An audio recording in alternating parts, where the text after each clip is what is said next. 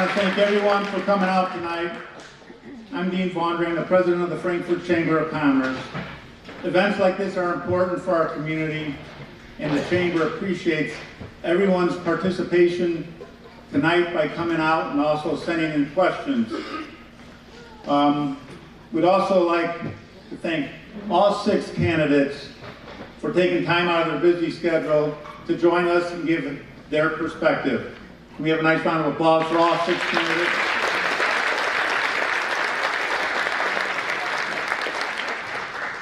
I would also like to thank and introduce our moderator for tonight. He will explain the ground rules and introduce our candidates. Chip Kruzmark.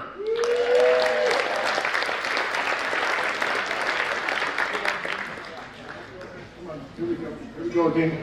Easy. Watch that step. We're all getting older, folks. Speak for yourself. Who said that?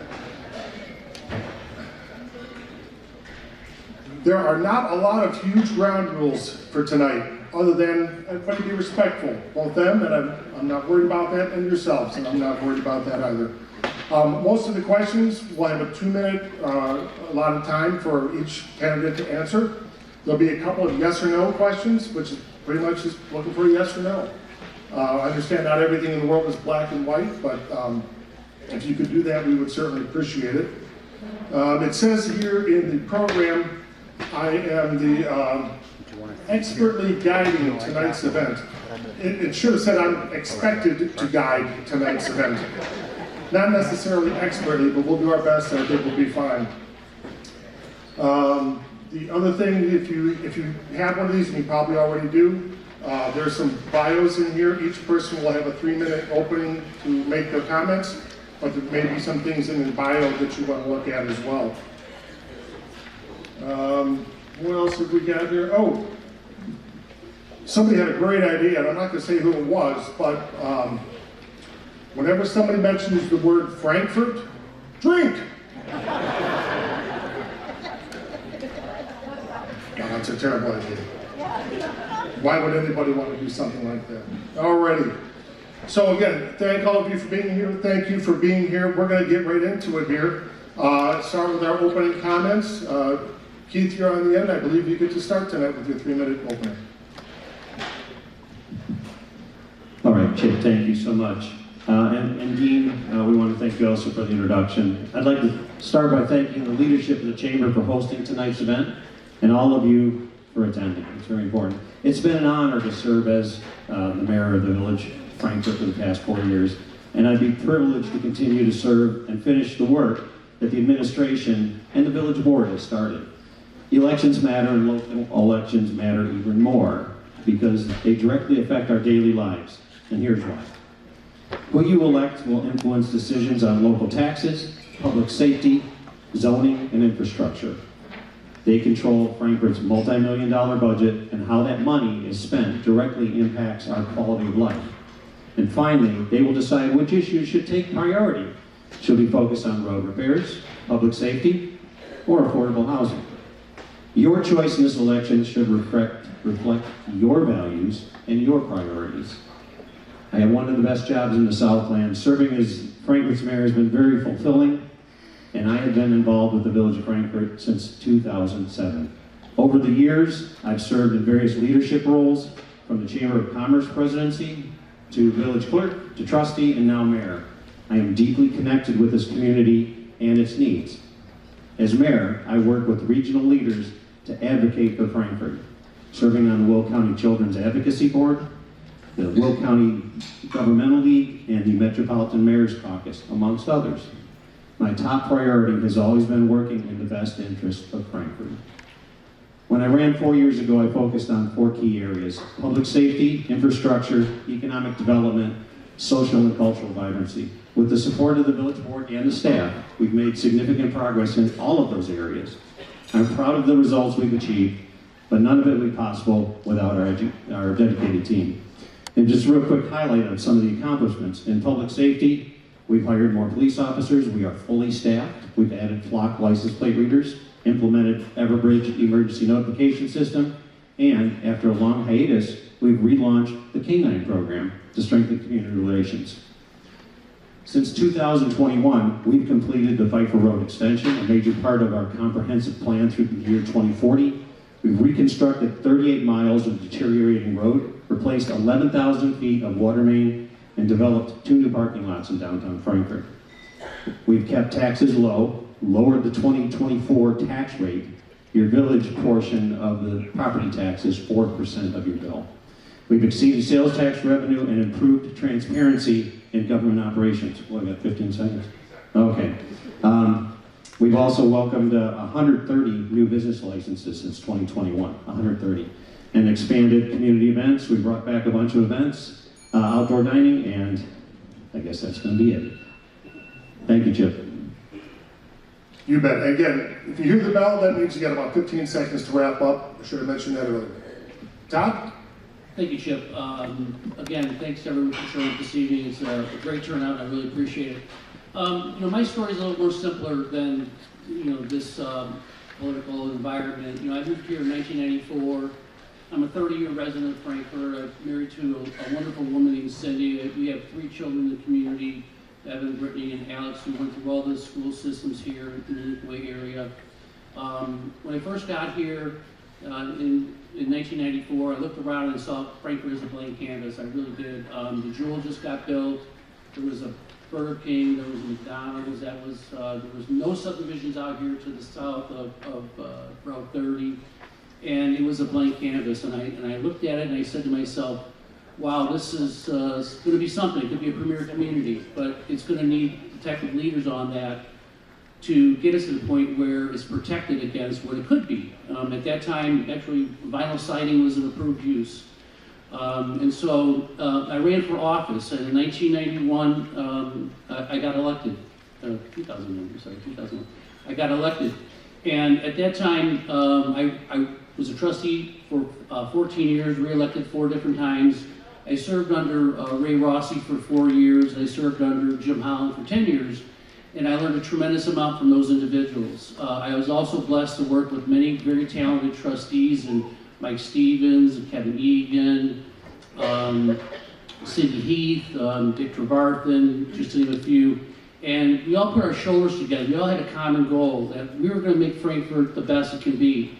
And over those 14 years that we worked together, you can see what happened. You can see what happened. And we're very proud of that, or I'm very proud of that as a result. But in the last 8 years, I've been disappointed. I've been off the board for 8 years, and I've been disappointed. I think the progress in this village is falling behind other communities. I think there's a lot more we could do. I haven't seen any real significant developments in the last 8 years that would really, technically move the needle. We have Freddy's Frozen Custard came in, and then there was a Bargain Mania came in, and our Kohl's Plaza is still half empty. The developments that have recently happened in the downtown, the sushi restaurant, which is a wonderful addition to Frankfort. It took over 6 years in the making. The recent doing of the bowling alley has been a fantastic addition, but that took 3 years.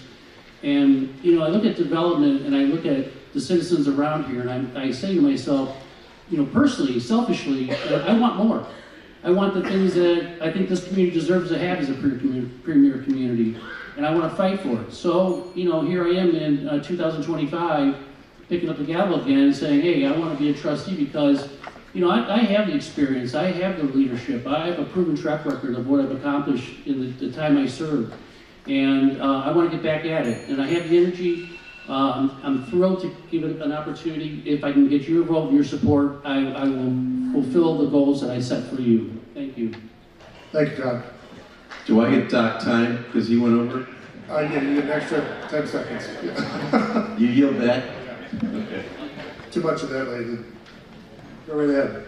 All right. I'm so excited that you're all here because that means you care. You care about this town. So I moved here 21 years ago with my beautiful wife, Annie. We've been married 25 years. We raised 5 daughters here, Michaela, Olivia, Sydney, Gwenny, and Eden. They're 22 to 13. They all went to the local schools.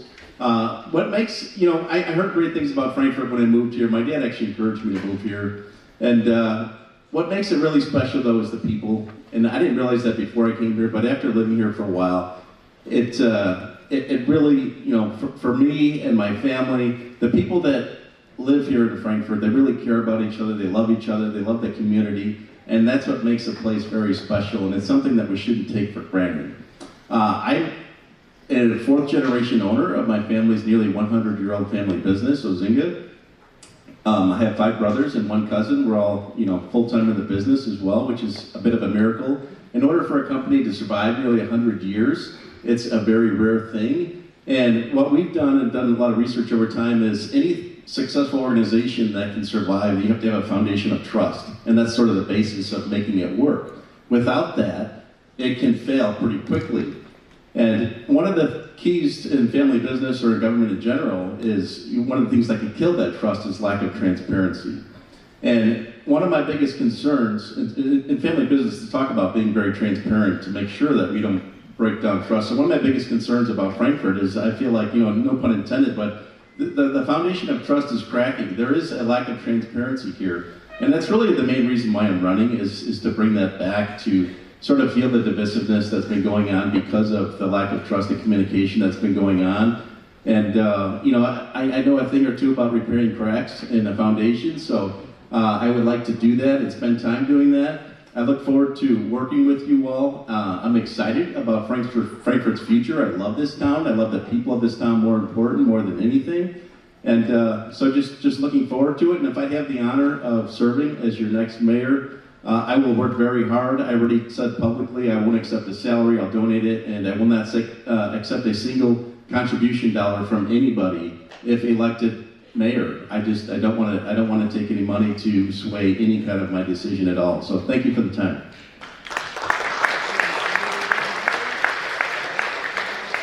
Thank you, Justin. So look, I'm not a politician. I remember when I took over for Dick Trevarthen, and Dick would always say, look, I'm not a politician. That's not me, and I'm not overly verbose. I have spent 30 years in Frankfort.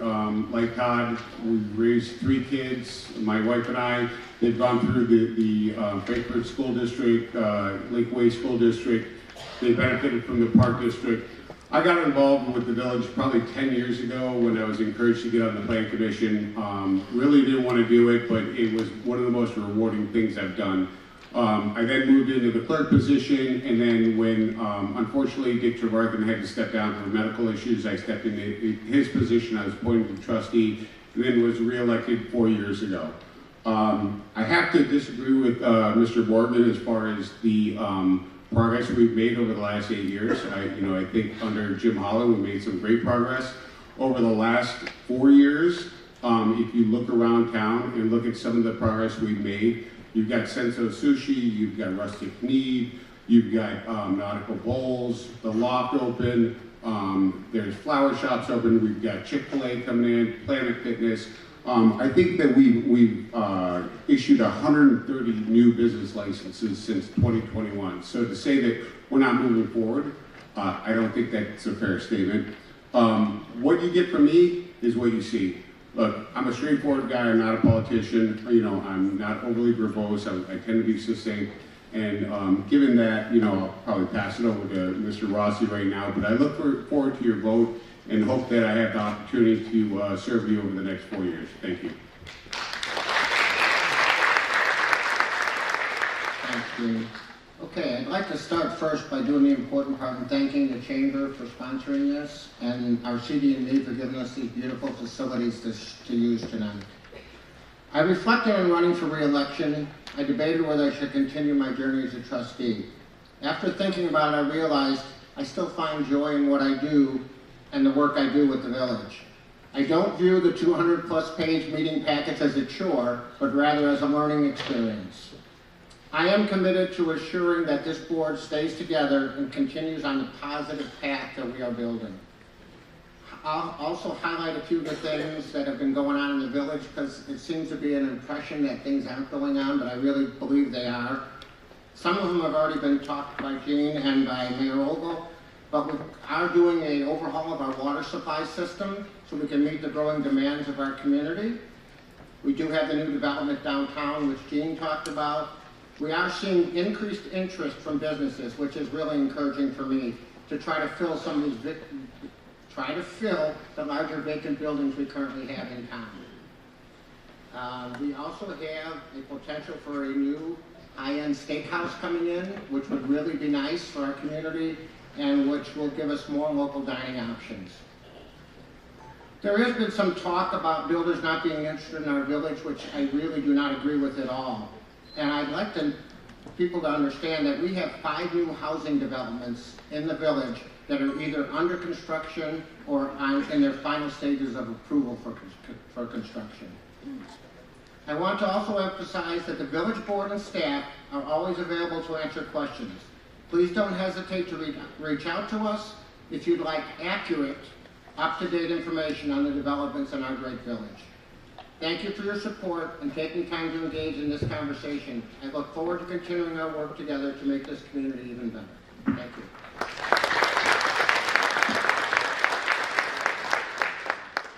Good evening. My name is Michael Letton. I'm a trustee here in the village running for re-election. And I just want to acknowledge my fellow candidates. I thought it was very gracious when they decided to save the best for last. So I'm going to go ahead now. And I'm going to echo some of the things that were said. I do very much appreciate the chamber putting this together, Chip volunteering to moderate this session, CD&D graciously offering to host, and all of you for coming out here and spending the time with us tonight. And hopefully getting some of your questions answered, getting to know some of the candidates. I had some notes, I put them on my phone, I gave my phone to my wife, it's in her purse. So we're just gonna kind of go off the cuff here a little bit. I've been in Frankfort, we've lived in the area for 30 years, I raised my family here. My wife and I have been married for 11 years. We have a combined family of 6 children. I had 3, she had 3. You can read that in the pamphlet as well. But one of the things I was thinking about tonight is, the word trust obviously is in trustee. And I think to myself, how am I trustworthy? Am I worthy of your vote? Am I the type of person that you would want to consider to represent you? And one thing that kind of resonated with me is, when I met my wife and she had her 3 kids, that's a big decision. It's one thing to meet somebody when you're younger, start a family together. But when you're a little bit older and you have to actually trust somebody with your children, that says a lot about their character. I know that's what I considered when I chose my wife, and I was very lucky that she chose me in return. And I'm very lucky that I was able to get on the board and work with the board these past 4 years. I feel that we've accomplished a lot in Frankfort. I look forward with your vote to continue those things. There's a lot left to be done. We have a beautiful town that we can all be proud of. We have a lot of developments that have come here. We have things that are coming in the future. And one of the greatest things that I've gotten out of being a trustee is getting to meet so many people that are in this room. I didn't know you beforehand, and I feel like I've known a lot of you my whole life now, and I'm really grateful for that. We spend a lot of time hearing about national elections and what's going on with those things, but as Mayor will mention, the local elections are what impact our everyday life. It's the things that keep our streets in good condition, keep our streets safe by investing in the police, things that bring services to us, and it's the things that bring things that we can get together and celebrate. Frankfort puts on a lot of festivals and different things throughout the year that we all can enjoy. I heard that, Chip, but I'm going to ignore it for a second. Professionally, I am the Chief Operating Officer, Executive Director for a national law firm. We have 18 offices across the country. I only bring that up because a lot of the things that I do on a daily basis are the same things that I face in the village. Sorry if I ran over. Thank you for your time.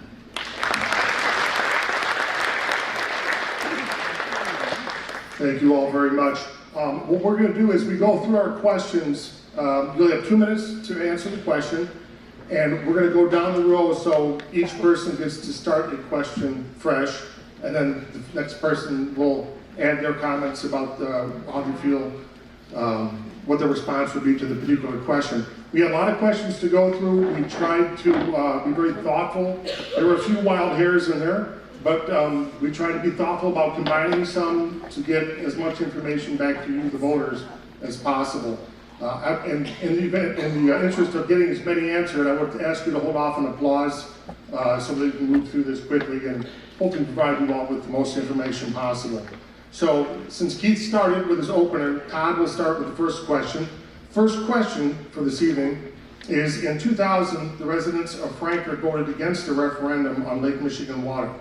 The village then committed significant funds to improving our existing system. We received several questions from residents regarding the current water system. Do you feel the issue should be reviewed at this time? Don? Well, I do think it should be reviewed. I don't know if, when you study this matter, if you're going to really, you have to, it's very in-depth, it's very in-depth. I was on the board when all these kinds of conversations were happening. You know, where to get the water from? Is it coming from, you know, through Mokina? Is it coming through Hammond? There's different routes, there's different structures, cost structures. And again, to your point, Chip, that the citizens, when we presented it to them the first time, they turned down the offer to pursue it. And so the one solution we did is we put in these reverse osmosis systems on the well. They're $1 million a piece that basically filter the water that's coming through at our plants and then to your home, which hopefully you have a reverse osmosis system there that makes it even better. But you know, ideally, there's a two-pronged thing here. So if you get the water from Lake Michigan, you're paying Lake Michigan rates. If you get it from Frankfort here, you pay Frankfort rates. But the one thing many people don't understand is that the water system in Frankfort is owned by the village of Frankfort. So they have their own utility. And what's interesting about that, as a plus, is that the utility generates a lot of revenue. And that revenue really is very substantial to what we are able to provide in services by that revenue. So again, it's a plus and minus situation. It should be reviewed. It should be reviewed all the time. It should be communicated with the citizens as to why we're either moving forward with something or why we're not. Ideally, again, if it was an easy to say we could get it, no problem. But there's permits that have to be filed. It might even be the current situation where access to the permits are not even available any longer. So again, I do believe it should be reviewed. And the mic to Justin. Justin, any comments on this? Sure. I've knocked on a lot of doors, probably over 1,000 doors already. I've met a lot of you and plan on continuing to do that. And I guess this is probably one of the #1 requests that I get from people is, can we get city water?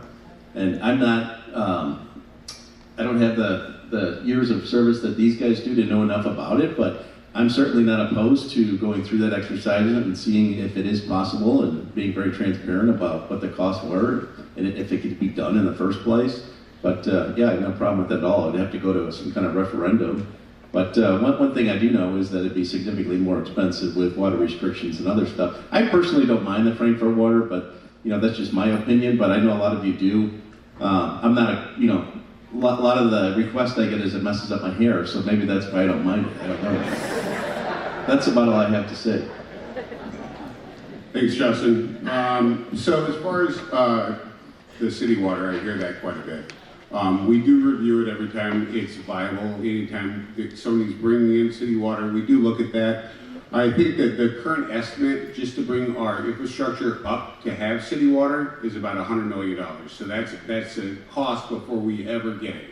And then we'll get charged by the municipality that's providing it. So if we went to city water, you're looking at least a 300% to a 500% increase in your water bill. Now that's not to say we shouldn't look at it, we should. We should look at it, as Justin said, we should bring it up to a referendum if that's the case. We have done a lot to improve our water. We were in the process of adding new water mains throughout the village. We added iron filters. I think Todd was wrong. We do not have reverse osmosis systems now, but it's something we've looked at. And the other thing is, if we move to city water, we lose control of our water. So right now we have complete control of our water. If we go to city water, if there's any kind of restrictions on water, we have to obey those. So, I mean, there's pros and cons. I do think any time it comes to us, we should be looking at it. We should bring it to the people for a vote, but you guys need to be educated. Thanks, Gene. Actually, our Director of Utilities, almost every year to 2 years, goes through the process of looking at the costs involved, what it would take to do it, what's available out there. And unfortunately, it has not come down at any point during his reviews. I mean, Gene was right. We're talking, you know, 90 million plus the cost of the water. and no control over the water at that point, which you could have, you know, watering restrictions, et cetera, which right now we've been able to avoid. And the big key is, for a lot of people, a 2 to 3 to 400% increase in a water bill could be very tough. But I like that he's constantly checking it to make sure that if there's anything new that comes up that would help us and make it a little less expensive for everyone, that we can do that. Thank you. All right, thank you. Well, first of all, I disagree with Justin. I think his hair looks fabulous. And then when it comes to city water, I think, you know, the basis of the question was, what do we think with regard to the opinion of all of you? So I think our responsibility is to gather the information, share all the information that we have, put it to a referendum, and decide what direction the residents of the town want to go.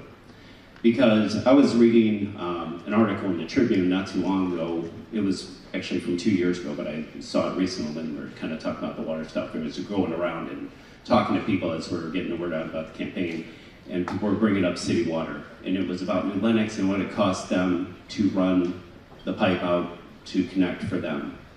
And then I was watching one of their village board meetings not too long ago, and they were talking about how much the rates were rising there. And that would be a very informed thing for us to look at, so we can really say what those rates are becoming, because there's a couple of places where you can get the water directed to you from, and they're going to charge you for getting the water. And then also you got to put in the systems to get it there that Gene and Dan were both mentioning with regard to the cost of that.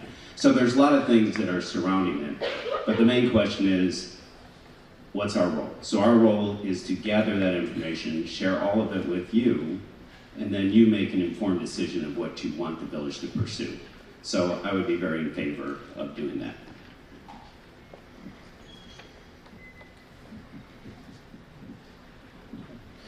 Well, there's a lot of good information there already, as a couple of the trustees have said. We do have our director of utilities evaluate this every couple of years to see, because this is data driven. The cost for infrastructure is probably well over $100 million for that, and the expectation and projection is that it'll be at least your water bill will triple. We currently have about 100 years of water in our wells. We've done a lot of maintenance for this, and some of our neighboring communities that have gone onto these other water systems, Peatone is having a nightmare right now. Homer Glen, if you read anything about American Water, and most recently in Joliet got to the point where they would be out of water by the year 2030. They're deep drilling, and the turbidity of the water there and the water quality was so poor. So they have a consortium of several communities that have gone in together, and this is, I think, in the billions to get the water out to those communities, and those water bills are expected to be 5 times of what it is. So there is data already from Joliet. Instead of watching New Lenox, we should probably watch in Joliet for information on this.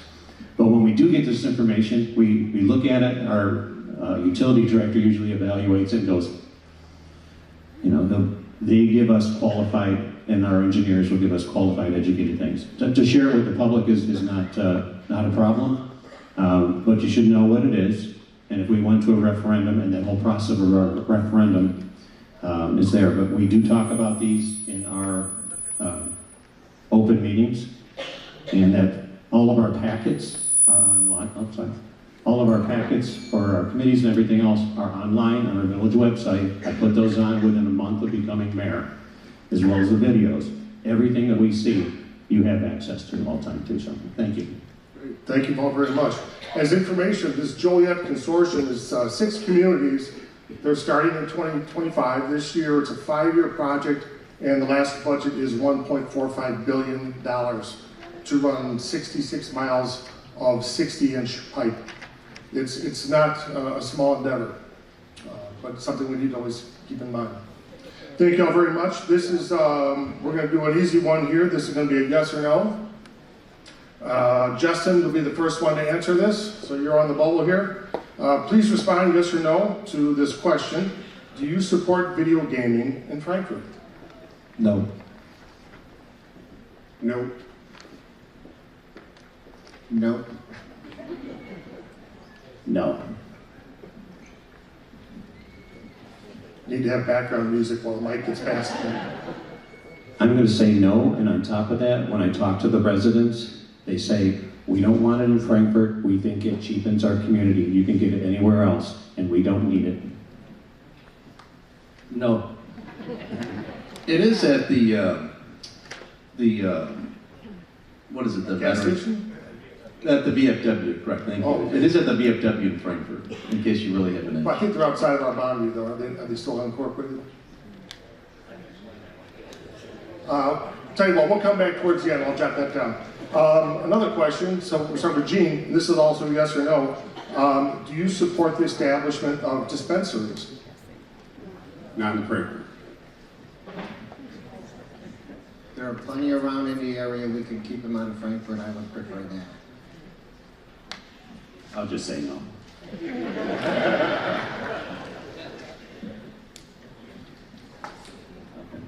Can I answer the gambling one real Sure, quick? yes, go ahead. So a few years ago, the governor put, and our legislator down in Springfield, put down a omnibus gambling bill. And what it did was it stripped away local zoning control. So if you had opted out of gaming, they still could do this, and it was restricted to VFWs and American Legions. So our VFW here got gaming. I don't know whether it moves the needle for them, but that was part of a gambling omnibus bill that was put in place by Governor Pritzker and signed by him. And so it strips local zoning control. To the dispensaries, questions. When this came up, I was on the board as a trustee when we opted out of it. So I'm not in favor of recreational dispensaries in our town, pretty much for the same reason as our video gaming, is that this is a family community. We have a lot of young families. This is what our brand is. This is what our values are. And I don't think it's appropriate, but we did allow a carve out for medicinal, and that is in our zoning. Thank you for saying that, Keith. I was definitely going to say that myself. No, we're not interested in dispensaries and poison. And I was on the board when we first got the options to elect into that, and I passed on that. I will say no as well, but Gene, you did say you had cotton mouth when you came up here, so.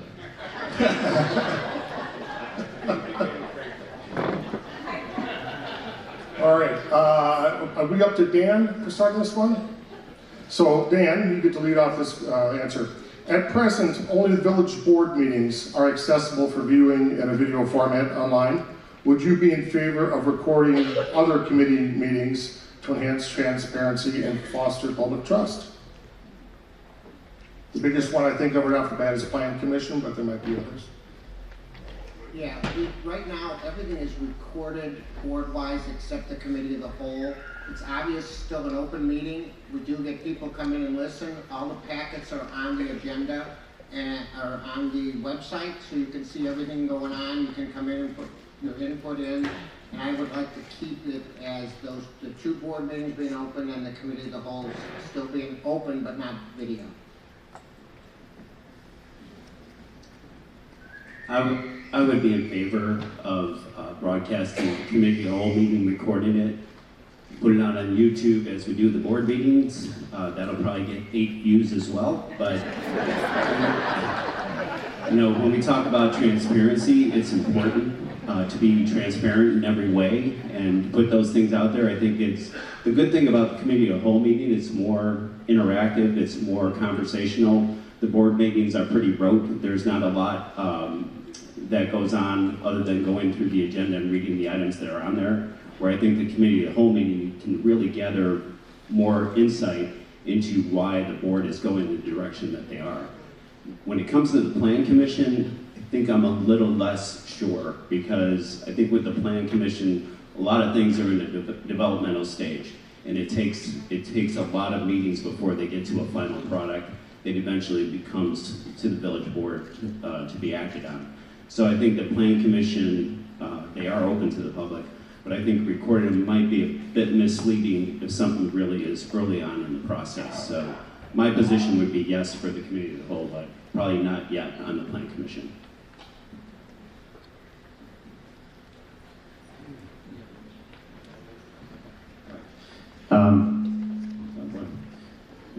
My thoughts on this is that our committee of the whole, the board members wanted to go to a more relaxed and formal. Our ordinance say that we are supposed to use Robert's Rules of Order, which is what we typically have. So in order to do that, we really should go follow our actual rules. I believe that it does stifle our conversation when somebody's being recorded. Especially the Planning Commission, I think that's what Trustee Ledden was alluding to as well. There are people that attend those meetings. All of these are available to attend.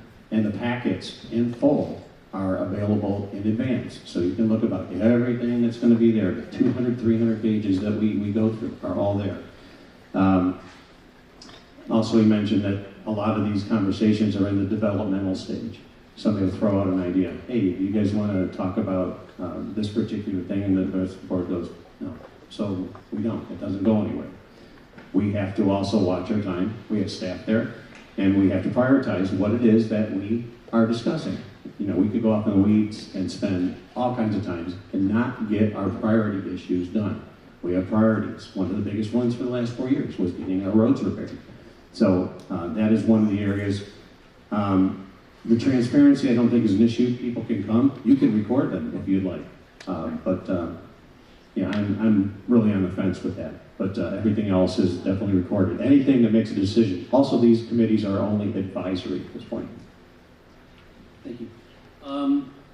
I'm in full support of video recording and publishing all the meetings. Committee of the whole, Planning Commission in particular. The reason being is that I actually watch the Planning Commission meetings in Tinley Park. And I watch them because they're available to me when I want to watch them. If you know, our Planning Commission meetings are normally on Thursdays, they're at 7:30. You know, you go there, they can be 3 and 4 hours long, so if there's a topic you want to hear about, you might have to wait through this entire agenda item to get to the topic that you want to hear or address. And what happens to the Planning Commission, as just mentioned, it's a lot of formative things. But this is important for the citizens to understand where these things are starting and how far they're going along, because a lot of times what happens is they come out of Planning Commission after they've been talked about with nobody at these meetings, and they come to the village and suddenly it's like, oh, we've got to approve this. And the citizens are, I didn't realize that, where is it in the planning process? But by broadcasting the Planning Commission meetings, you can watch them on Saturday, you can watch them on Monday, you can take it at your own sweet time, fast forward, watch it on your device. But I think transparency in that department is the number one key, along with the committee of the whole. Thank you. Totally in favor of full transparency. Record it and broadcast it all. Yeah.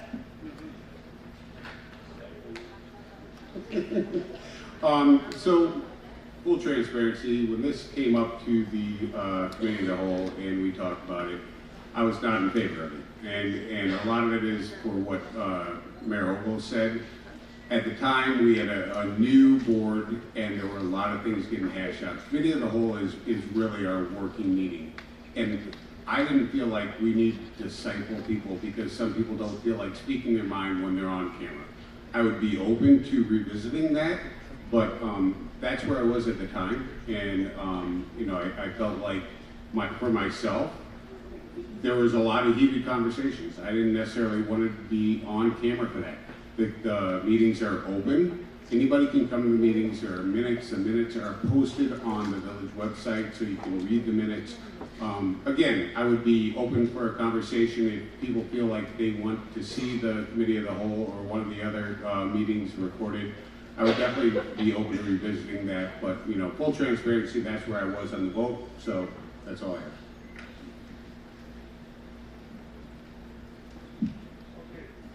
Okay, sorry about that, Mike. All right, Mike, you're up, sir. 2 minutes. Do you feel there are any areas of the village's budget that could or should be reduced? Conversely, are there any specific areas that should be enhanced? And what benefit would that provide the community? So going into the budget, are there areas you see concerns, one way or the other? Oh, okay, thank you. So the village puts together a budget every year. And the way that they do it is they meet with all the department heads. They have them submit what their projects are that they're looking to do. They look at what their spending was in the previous year. They look forward to what they may be doing in the years coming up to make sure they're prepared for all those. So they put together a budget, their cash flow, their whole planning statement for the year. And then one of the next steps that they do is the mayor organizes individual meetings with each of the trustees and with some of the village administrators, the finance director, the village administrator, the assistant village administrator. And we have an opportunity to kind of walk through that budget. And we have the opportunity at that time to share some things that might be priorities that we feel should be looked at and considered and entered into the budget. So to your question, already had that opportunity to look at those things and to talk about some of those things. And a couple of items that I had brought up at the time was, before I became a village trustee, there was a downtown committee, and one of the things that they talked about was lighting. It's improving the lighting in the downtown areas, especially in some of the side streets. And so that was just one of my suggestions, was to take a look at that again, to see if we could put something in the budget for that.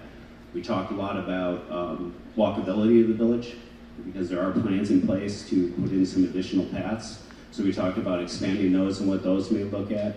And then there was a third one, which I cannot remember what it is. I tried to spell out to 2 minutes, but I'll just pass the mic. Thank you. Thank you, sir.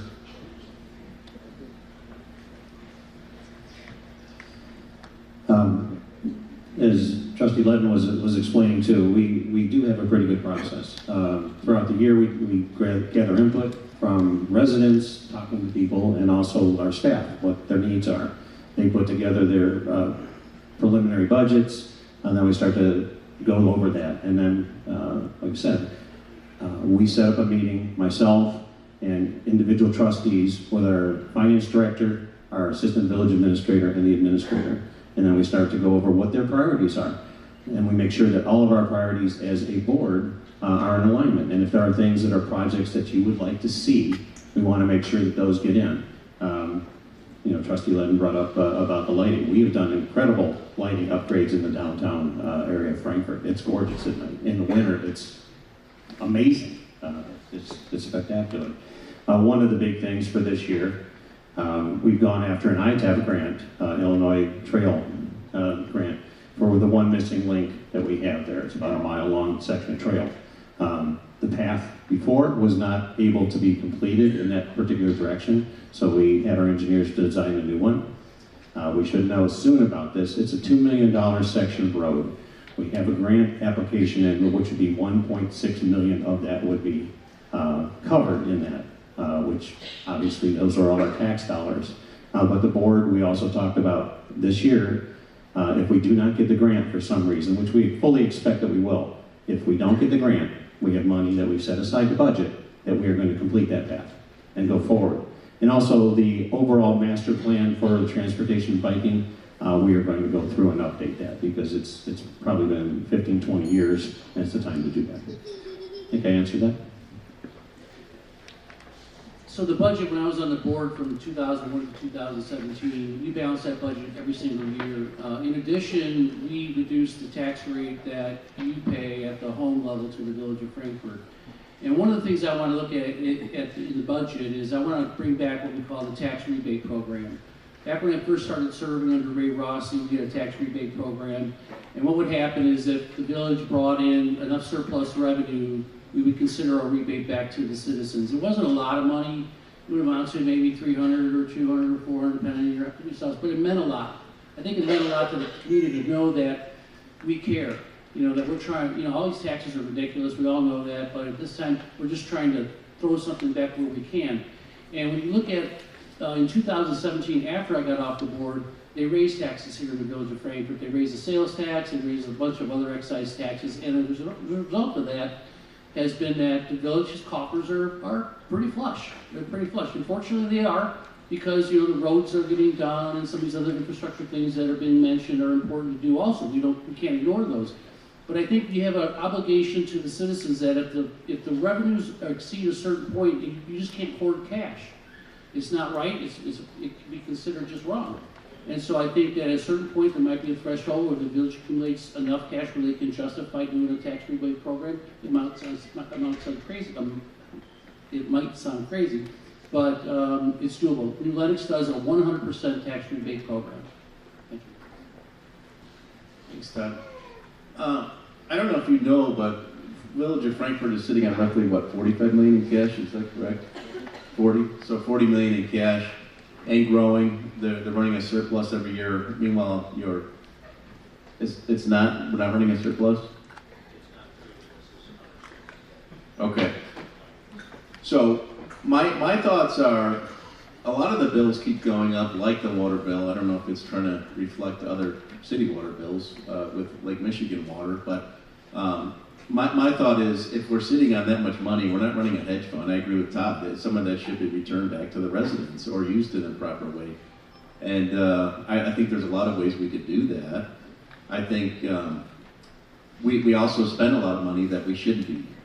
We spend hundreds of thousands of dollars on lawsuits against the village and settlements from bad oversight of different departments and things that could have been avoided. And a lot of you may or may not be aware of a lot of that as well. So I think having some better leadership that really communicates with people and talks to them and works through the problems and not letting it fester to the point of where we're getting sued as a village and it's costing us $1 million of your money, I think there's a lot of work to be done there. So as far as the surplus, we have about $40 million right now.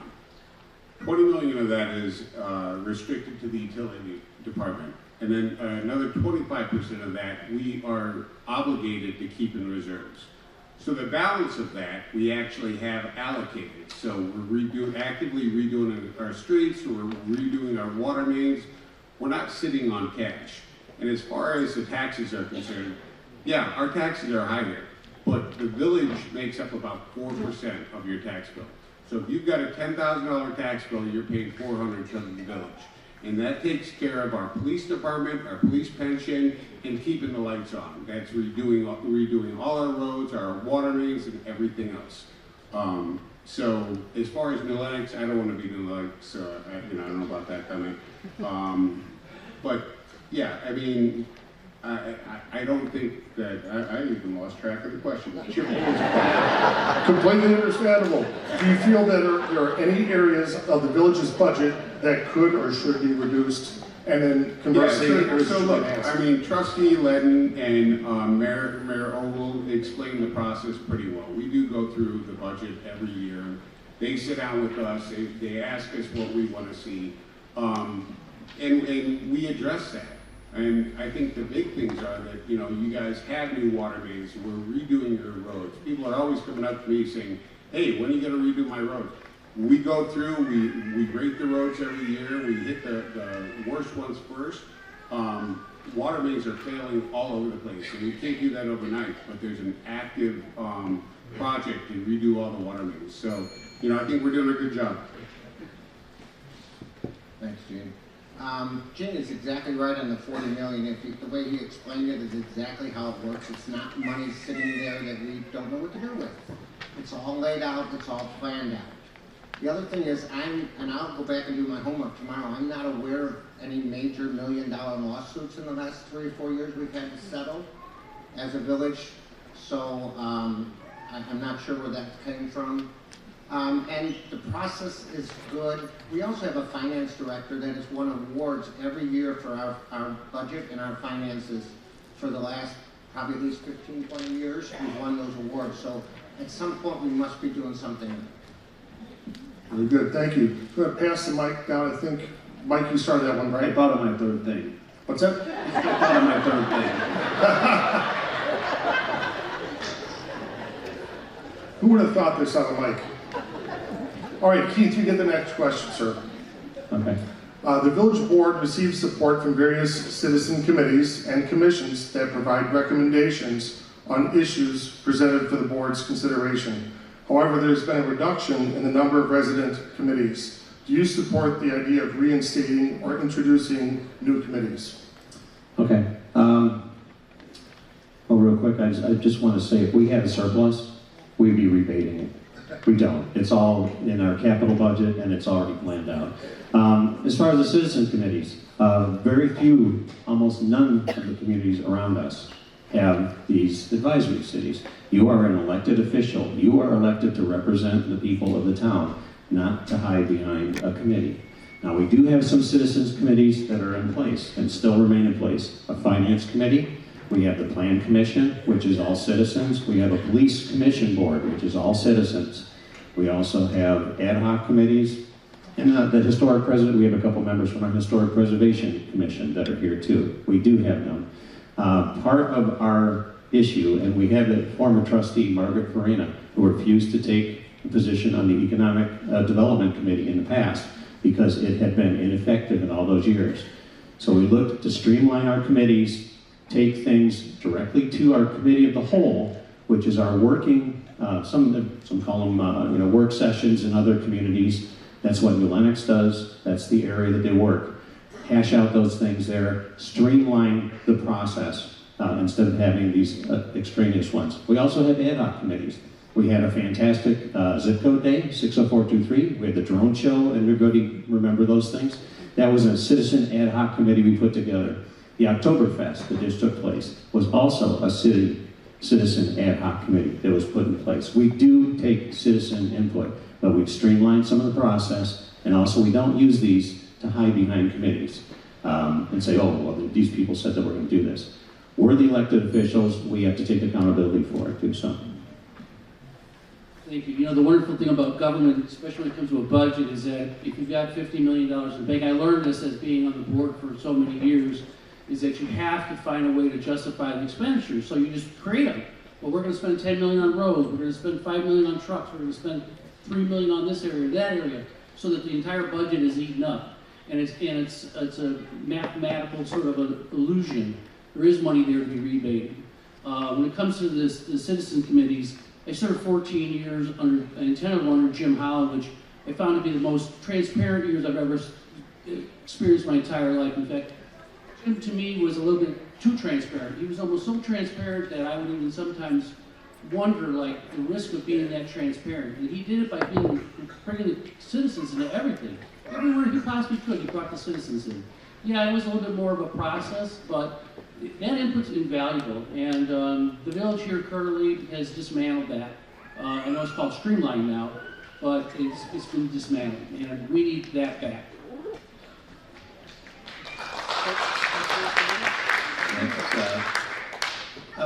I guess the White Sox and Cubs should probably just dissolve and go away since they suck. Because if the committee's not effective, then we should just shut it down. Maybe it's the people that are on there. This was one of my things when I'm knocking on doors is there's a lot of very hard-working, dedicated people that were on these committees, and they all got shut down during COVID, and none of them were thanked or even given acknowledgement of the time and effort. At least that's what they told me, if that's true. And I just think, to not have Mr. Ogle over here, Keith ran on a platform of economic development when he was running for mayor 4 years ago. And as soon as he got elected under COVID, he shut down all those committees. And I just disagree with that wholeheartedly. I offered myself several times to join an economic development committee. I may know a thing or two about business. And I was told, thanks, but no thanks. We don't need you. I kept asking, how can I get involved? In fact, in a one-on-one with Keith, I said, how can I get involved? I think there's some value I could add to this community. And he told me you should run for mayor. So, are you saying you called me a liar? You did. He said the center chair is up for, you said the center chair is coming up in April, and you should consider that. And I said, what's the center chair? I've never heard of this. And he said, the mayor. And I said, oh, you're not running for re-election? And he said, no, I am. And he thought that was cute and funny.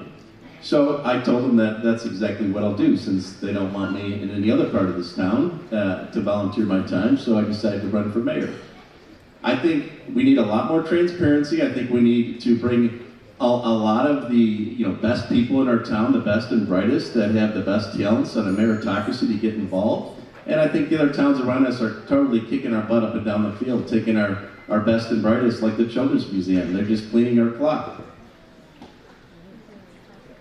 Thanks. As Mayor Ogle said, we still do have some committees. I think that, I sat on a lot of those committees when I was under Mayor Holland, and they were long days. I think that some of those committees probably needed to go away. Should we look at bringing some of them back? Absolutely. I think that the committees are a good way for people to get involved.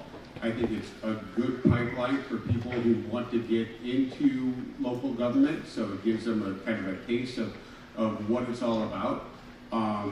That being said, you know, I think you were kind of grandstanding on some of the other stuff, but yeah, I support some of the new committees, but I do think some of the committees were ineffective. So.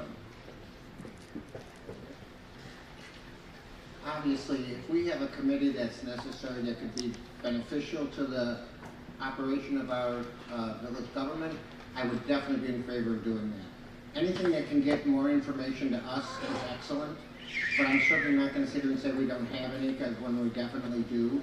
And a big cry of this election has been streamlining the process to speed things up by adding committees, especially if they're not going to have input or not have a real purpose. That certainly does not streamline our operation. Thank you. Thank you.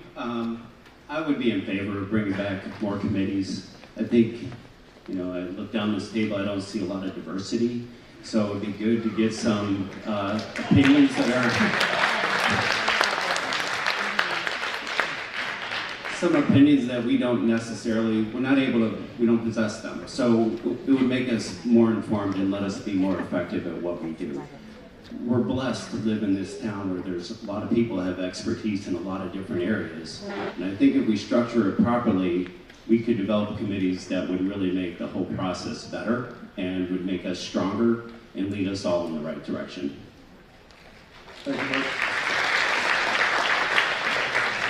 Not that I don't appreciate a little bit of spice, but let's try to keep the comments just to the answering and not necessarily to the guy next door, if you don't mind. I appreciate it. Okay, we're starting out with Todd. Todd, in the past, the Park District referendum to build a recreation center has faced opposition. Would you support the village partnering with the Park District to open a recreation center? Wow, what a question, because I have the most ultimate passion for the village of Frankfort's park programs and park district. They've been struggling for many, many years.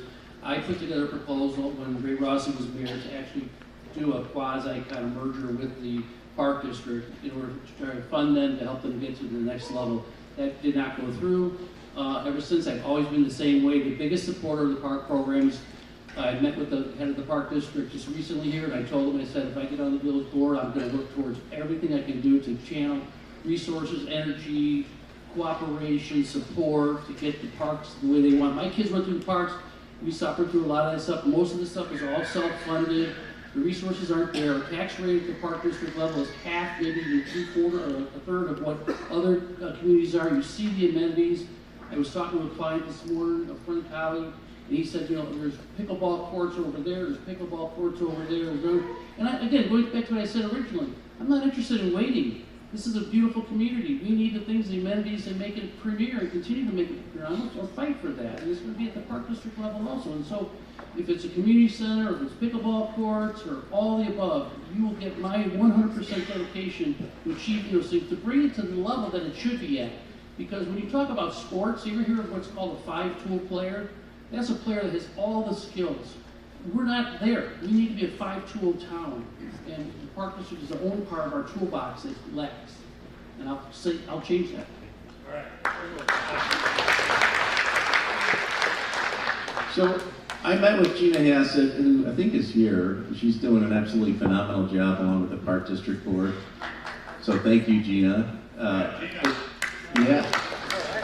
I don't know if you're aware, but they run their entire operation on $1.9 million a year for everything, the salaries, the maintenance, if they want to build a new park, everything, which I think is incredible. And they run a balanced budget on top of it. They haven't had an increase in the Park District Board for decades, like maybe 30, 40 years, something like that, I've been told. Actually, they had a decrease when Prestwick was annexed into Frankfort.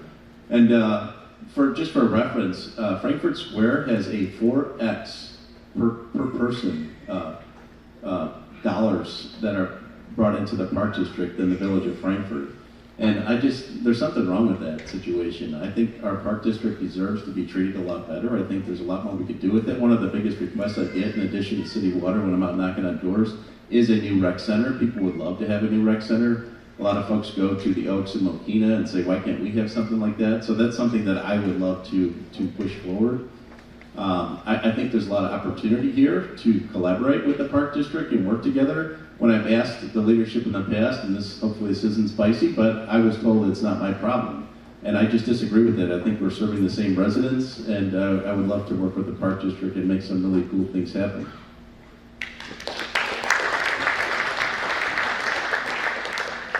So I actually agree with both Todd and Justin on this. You know, the library actually gets more funding than the Park District, and that's kind of hard to believe because if you look at all the things the Park District does. So I would definitely be in favor of partnering with the Park District to move something forward. The other part is, you know, I constantly hear this from citizens, oh, what about our Park District?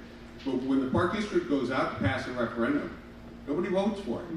So, you know, it's fine to say, do we want to partner? Yeah, we'll partner. But you guys have to get out and vote too. So if you guys want a new rec center and a referendum comes up, get out and vote. Thank you.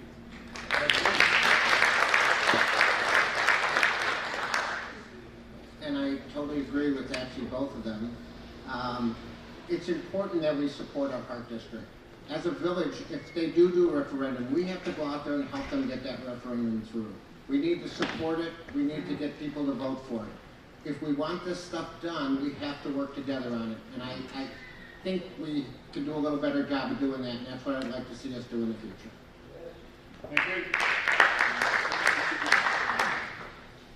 I didn't really expect a question about the Park District, so joking. So a couple of things. When I first got on the board, the Warner property was up for sale, and the Park District had put forth a referendum to give them the opportunity to evaluate purchasing the property and developing a rec center there. And shortly after we got on, we found out that they had a party that was interested potentially in buying it. So the Park District came to the village board and asked the board if they would consider purchasing the property, holding it for the Park District so they could go to the next step. And after they did their evaluation that was approved in the first referendum, figure out what the cost would be to modify the building or do whatever with it. They were hoping to pass something that would get them about $20 million in funding to build a rec center. The village, which I think was the right thing to do as good partners, went out and evaluated whether that was feasible or not.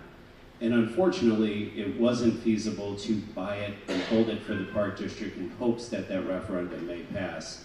So what was done instead was to work with Board Warner to rezone that property, which was a very tricky thing for the village to do as well. Since it was zoned for Board Warner for an industrial use, it could have been another industrial use right there near Main Park. So we had to work very hard to partner with Board Warner to get them agreed to change it to residential. So I think that property is going to be something we all can be proud of in the years to come when it is fully developed. But back to the main point is, I think the village is very willing, you've heard that as it's come down the line, to do what we can to work with the Park District to develop what we can here. And one of the things we have to be careful about is that not everybody who lives in Frankfort is in the Frankfort Park District. Some of our residents are in the Frankfort Square Park District, so we can't really take their money necessarily to fund the Park District here. But we can work through all those things, and I think it's very important.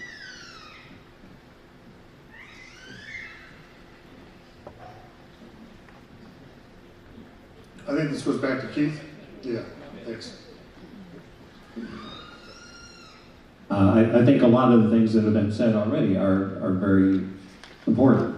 There have been 3 referendums that have been put forward by the Park District. One was a very simple one, even about cutting the grass, and that they weren't going to be able to fund the fireworks anymore. Well, the village picked up that portion of the fireworks with the firefighters union in order to do that, to continue those with the community. We continue to help and support the Park District. We have 3 park districts that serve the village of Frankfort within our corporate limits. So we do have some things. So to take money from village money, which is allocated, and to give it to someone else, that's a little complicated. But right now, they're, I think, on the 12th, or very soon, they have a meeting about a concept that they're looking at. They own property on Laraway and 45. I think that this is a public-private thing with the Patriot Center, which there's some potential that this is something that we may be able to partner with them on. The Founders Center is old. If it wasn't for Senator Hastings bringing in probably about $3 million to help prop them up, we would have not been able to get the roof fixed over there. And this is a separate taxing body. We don't want to be in competition with our park district. We don't want to build, first off, we don't have the money to set aside for this anyway to do it. But it would require raising your taxes. You are going, if you want a community center, if you want these amenities, the park district is a separate taxing body. You know, they will have to put a referendum forward, and we can still help them with this. But you're going to have to vote for that, and that would include a tax increase. So.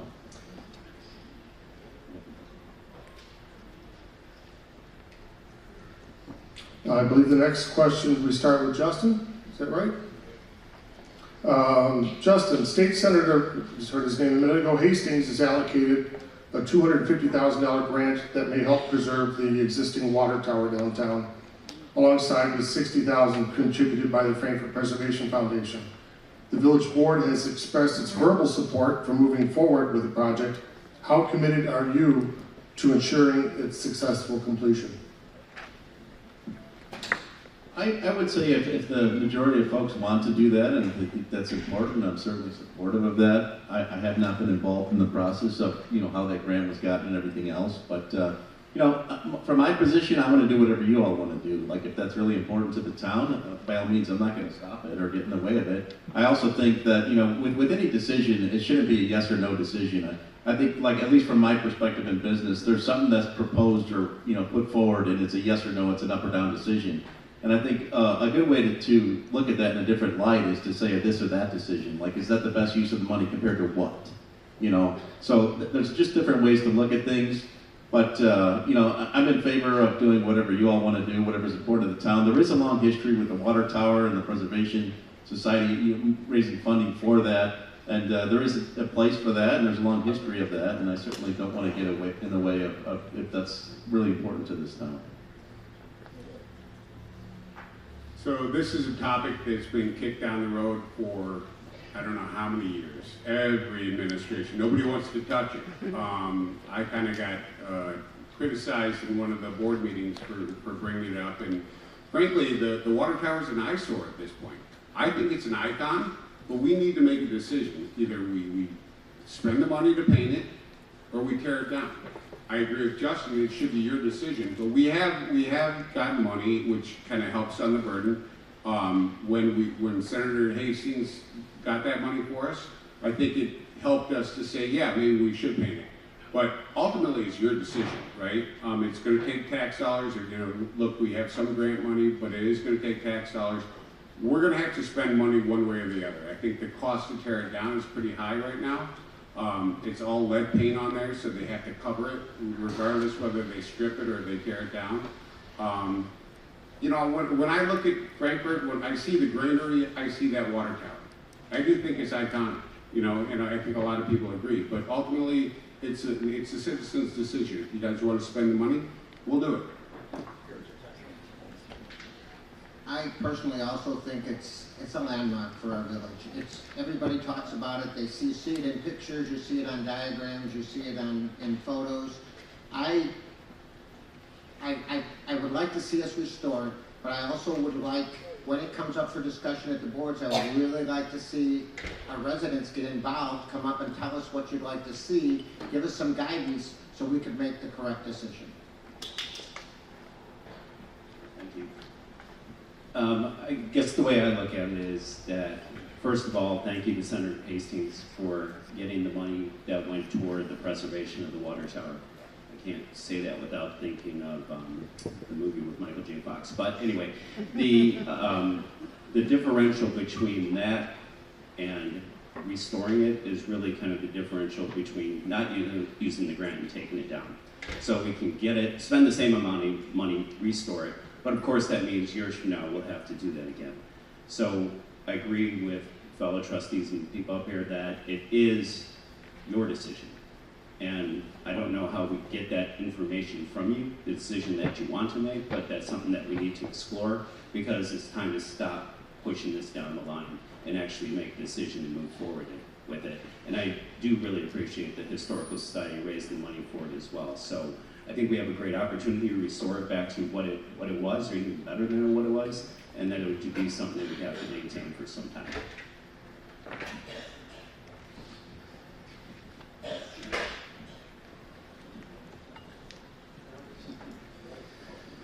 So there's a long history here. This water tower was scheduled to be torn down in 1993, voted on by the village board. It has not held water since 1991. But we went out, I worked with Senator Hastings, we work across the aisle all the time with our different state reps, and he's been tremendous in bringing money to this area, especially for our park district, the Operation Playground and some of the other ones. We are currently, since our board sent direction, that we are interested in pursuing what this would cost. So our engineers that have to go in for the repairs, there's lead paint, there's all sorts of things. This is a complicated process. It'll have to be shrouded when it happens. And those numbers will come back, and we'll know what the final cost is. There's a potential, I've talked with them about maybe getting some more grant money from the state, and we'll see if that happens. But we'll have those final numbers, and you're right, it should be a decision of the people. You should absolutely will weigh in. These will be public meetings. All of our meetings are public. You know, to say we're not transparent is a bunch of weird. Thanks. Another one of my passionate projects is the water tower. Yes, a long history with the water tower. Back in, I think, 2005, it came to us at the painting. It was done. It was either knock it down or paint it. And I was a young trustee at that time. I sort of didn't get it. And I voted basically, you know, in favor of maybe knocking it down. Well, I didn't win that argument. And we went ahead and painted it. It was $100,000 at the time. We knew there was going to be a patchwork. So here it comes around back to us in like 2015, and the same argument, you save the water tower. Now it's looking even worse as, you know, every year goes by, it looks worse and worse and worse. And this decision just got kicked down the road. Every year the topic came up, and well, are we going to do it, are we not going to do it? I think for 100% that the citizens should make that decision. I'm totally in favor of saving it. I think that it's part of my streetscape. I look out the back of my office. I'm fortunate to look over the water tower every single day. I think it's part of our fabric. If you look at any literature in the village of Frankfort, it always has that featured in there. And yeah, it's a cost. There's a town in Texas where our previous village administrator, Jerry Duque, went to, and they actually honored their water tower. I mean, this is like their big deal. And not this will ever be that, but I do believe in saving it. I think that what's really happened here is that we had a chance to fix it years ago for, let's say, it was 300 grand at that time. Now it's 400, 500, 600. Every time this thing gets kicked down, it's another 100 grand. So now we're at a number that's really ridiculous. But we've been fortunate to get some funds from the grant monies. The Historical Society has killed themselves raising money for this cause, and I think as a community we can get it done, but I think that the community should make that decision.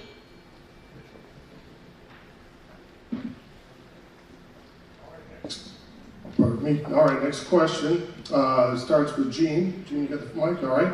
There are several vacant storefronts in Frankfort, along with vacant properties owned by the village. What are the plans for economic development regarding both? So, right before Mayor Holland left, we did hire an economic developer. The thought was that, you know, we needed to have somebody go out champion this for us, right? Because we do have a lot of vacant property.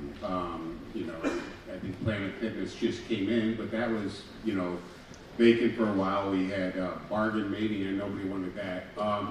But, you know, if you look down 30, you know, where the Sports Authority and stuff was, that's all vacant. So we did hire somebody. I don't know, and the guy's great at ordinances stuff, but I don't know if it's the right individual for economic development. I think maybe we should look at either finding another individual or taking another path. But we definitely need to get out there. We need to sell Frankfort. We need to fill those vacant spaces. So that's where I'm at. Okay, we just honestly found out a couple days ago, there actually are, and I think I mentioned earlier, a couple businesses looking at those vacant stores on Route 30 we're talking about, down by Kohl's, where Sports Authority was. So that's a good step in the right direction. He does do a lot of marketing. He has 2 assistants that are also marketing this, and we need to continue that.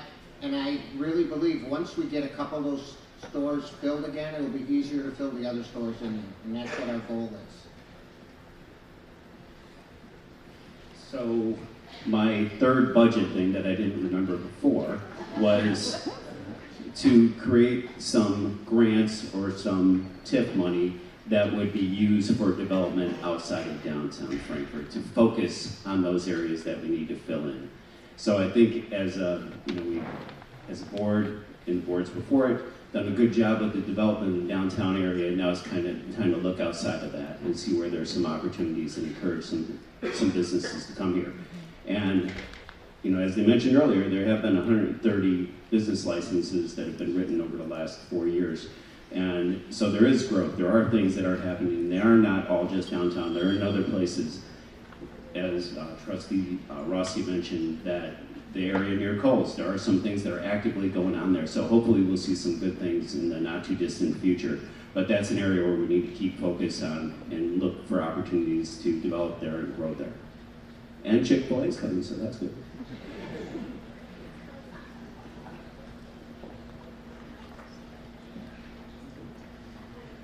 Okay, we overall we have a pretty low vacancy rate in our town. A lot of these properties are privately owned. Mid-America Leasing, we talk to them all the time. One of the things that comes up all the time is Trader Joe's. I've been on the phone, I've called Trader Joe's, I know people have emailed it. People have said, oh no, the mayor's turned down Trader Joe's for that. Well, that's an outright lie. We would never turn them down. But they have said this is not quite the demographic for them right now. But we keep looking at it and we keep experiencing what we'll do. The area out by Kohl's, they do have people that are ready to come in. They say that they're at the signing the lease level. But also you look at the overall condition of retail. A lot of these large chains are going out. Our downtown properties that we own, one of the first things we did was we created what was called a targeted incentive program. We had vacant properties that had been held in the downtown for many years. First thing we started was, let's put these out. There is a legal process to sell government-owned property. It has to sell at appraised value, it has to go out into open bid, and people have to put in projects. Now, the hotel that was proposed down there at the time, the board was willing to move forward on it. There was the project across the street that was supposed to have been completed by April, and everybody in there. Those folks did not get in until November. Sushi did not open until November. They're 7 or 8 months late delivering that project there.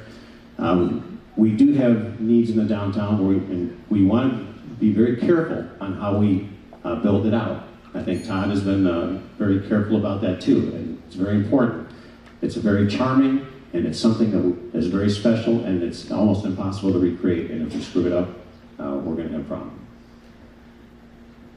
I dedicated my 14 years of service as a trustee to downtown development. It was my focal point. I knew it was the center of our town. I knew that was a beating heart. It was the most important thing to me day and night. We were the ones that developed Fat Rosie's and Francesca's and Trail's Edge, and we redid the Always Open building. We brought so many different, we purchased all those properties there to be developed, which they haven't. They've been dragging, the process of dragging their feet on it.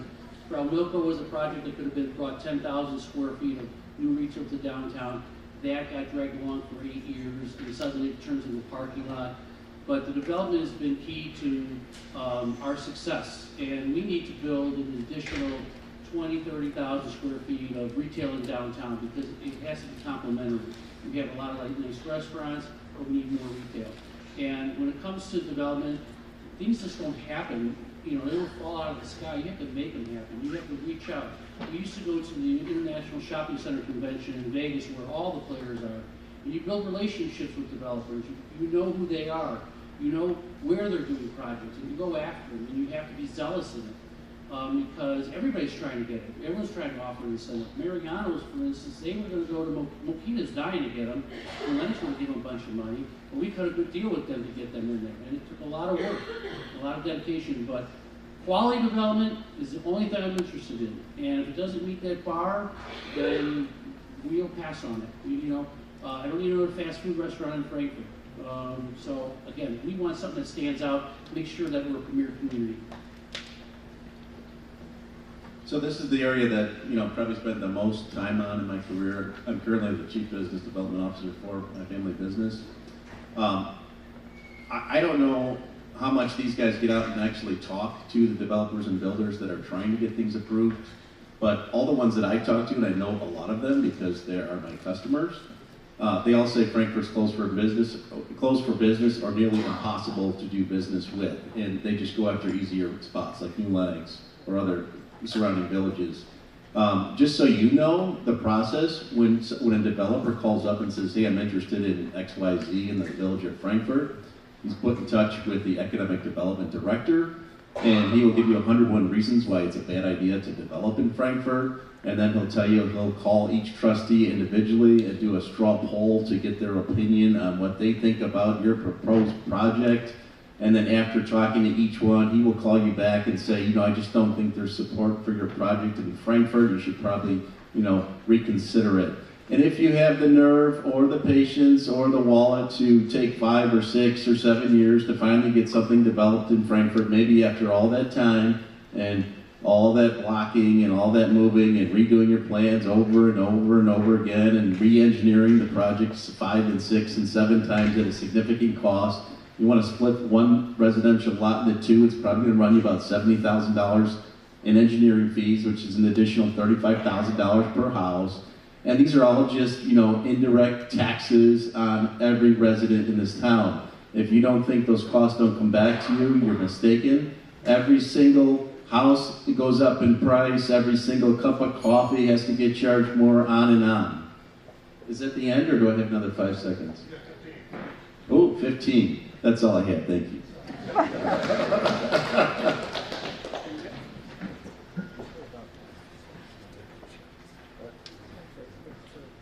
So Gene had started that one, we're up to Dan. Now this kind of falls in line with that now. Dan, new businesses and developers have expressed that they face challenges when operating in Frankfort. What steps would you take to simplify the process? Well, I guess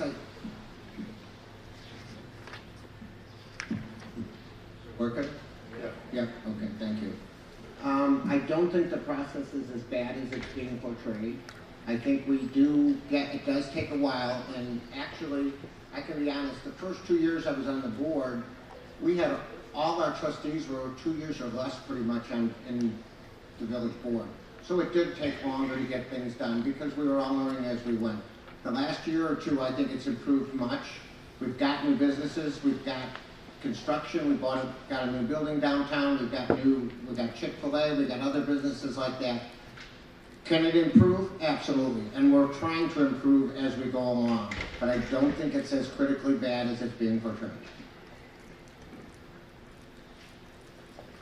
I guess my opinion, I'm not a developer, so I don't know what their side of the table is like and when they're dealing with the village. So it's helpful for me to hear those things as people bring them up, because it is a process that we want to improve. But there's also a balance that goes with that. We all came to Frankfort because Frankfort was different than other areas.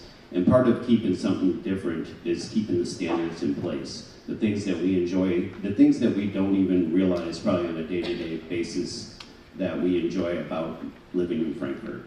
So when I first got involved, I was on the Plan Commission, and that was a great way to really kind of understand the ordinances that are in place, what a variance is, what we're looking for in development, what the standards of Frankfort are when they talk about the downtown buildings, what they have to look like, what the first floor has to have on it, how much square footage, what lots have to look like. And it's not to really tie people's hands, but it's to make sure that this product that you're putting in place that's going to be there much longer than any of us will be here is something that really represents the town that we're all so proud to live in. So if it takes a little bit longer because we're trying to do those things the right way, I think that's a good trade-off. But if it's taking a lot longer, we need to figure out how to fix that. So I think we need to listen to both sides of it and work our way through it, and together we'll wind up in the best place. Thanks.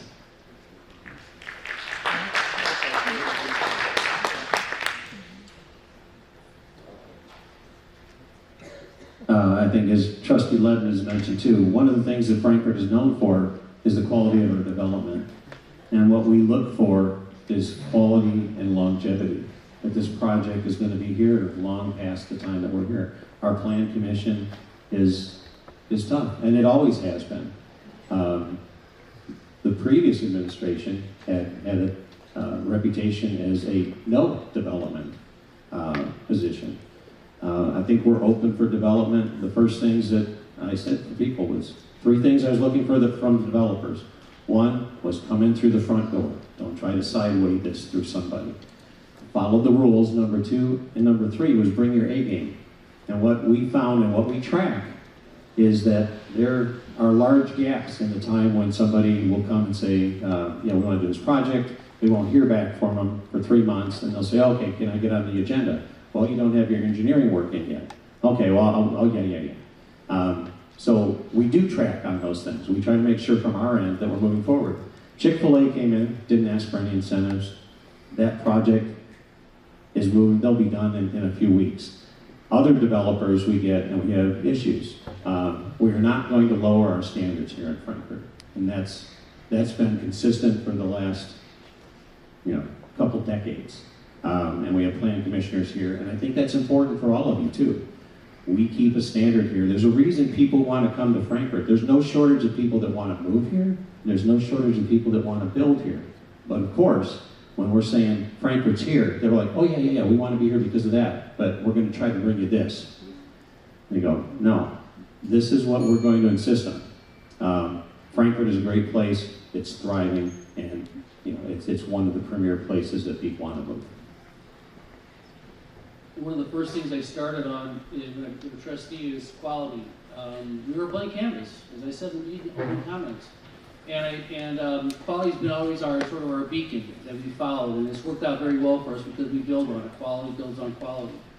But I will tell you that personally, having developed many properties in particular in the downtown, it's arduous. It's a long process, and you have to be very patient, and it's costly. I tried to develop a property, the old Frau Milko property, which was the old carpentry shop in downtown Frankfort, and I brought a proposition to the village board. Now I'm a trustee. I was a trustee, a retired trustee, but I knew everything that this board needed to approve my project. I showed them cash, showed them every metric, every T crossed, every I dotted. And the other 2 proposals that I was competing against, one was, here's what I would do if I won the lottery. That's how strong that proposal was. And I was embarrassed, because I couldn't even believe this person was even in the process of being considered as part of this development. And I got so frustrated, I walked away from it because I saw the delays that were going to happen, the questions that were getting asked, the things that were being put forth. So that project sort of stalled.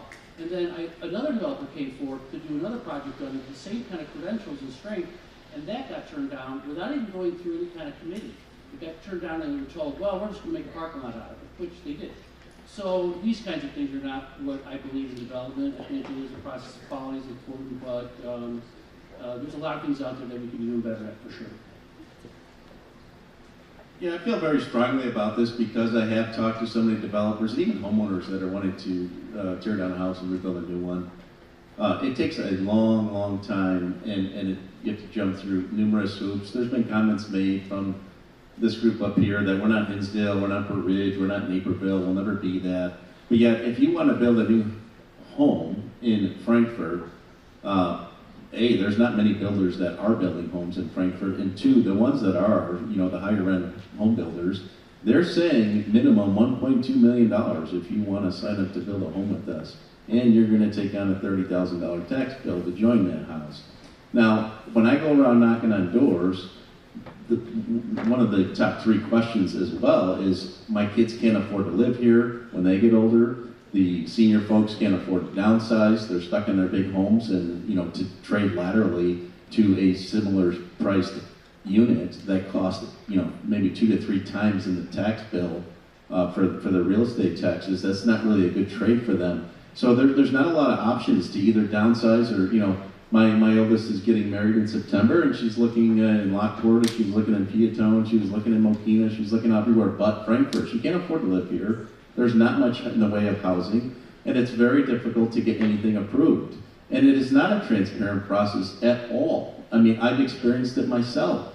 There is a lot of backdoor, closed door dealings that you want to get something approved in this town, you have to get the blessings of the power that be before you even get to the agenda. A lot of times the trustees, or especially you, the residents, don't even hear about a lot of these projects because they're shut down or discouraged before they're even able to be made public. Thank you, Justin. I'm not sure if I agree with all of that. I do think that the process needs to be streamlined. One of the things we used to have is a liaison. So one of the trustees would sit on the planning commission, and they would have insight into what was going on. And so when it came to the board, they could explain it to us. I think we need to reinstate that. I will say that the communication between our planning department and developers isn't always the best. So, what I've heard here, and some of it's true, right? The developers will think that they're ready to do something. I've had developers come to me, I've gotten involved with Dan Elliott's project, with the loft, and try to help usher that through. But what happens is there's a miscommunication, right? So, for example, the loft. Mike Scheidler called me up and said, Gene, I don't have this, I don't have this. I called up, and it turns out that, he didn't know what he needed. So he still needed, in order to get his liquor license, he still needed to get inspections. So I called him up and I said, where are you at with this? And so the communication needs to get better. We got to figure out a way to actually bridge that gap.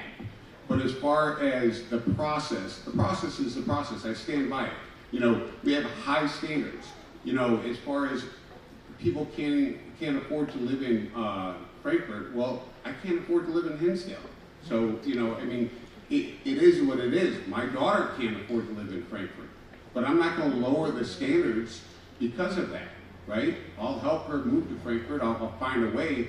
But, I think what you're alluding to, and I'm going to just, rip the Band-Aid off, is the Gardens of Frankfort, which doesn't even exist in Frankfort. It's in Green Garden. So, I'm sure that question will come up, and I'll address it when it does. But, if you're talking about affordable housing, we are what we are.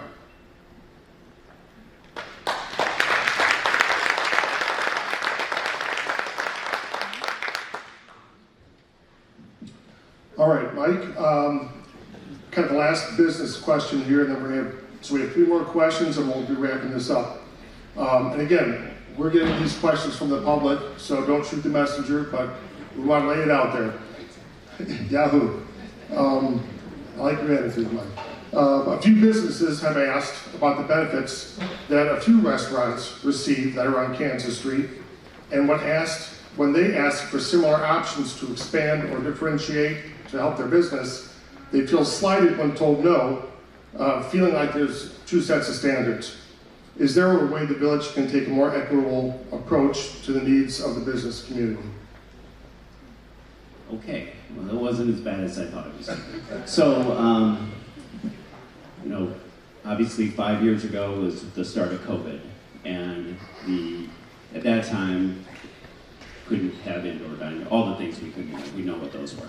And so that's when we started closing temporarily down Kansas Street and having the 3 businesses there had the opportunity for outdoor dining and gave them the chance to get through that COVID thing, and the village tried to offer anywhere they could to help with different businesses. So understand now, 5 years into that, 4 seasons of outdoor dining, why somebody else may feel that they're not getting that same benefit.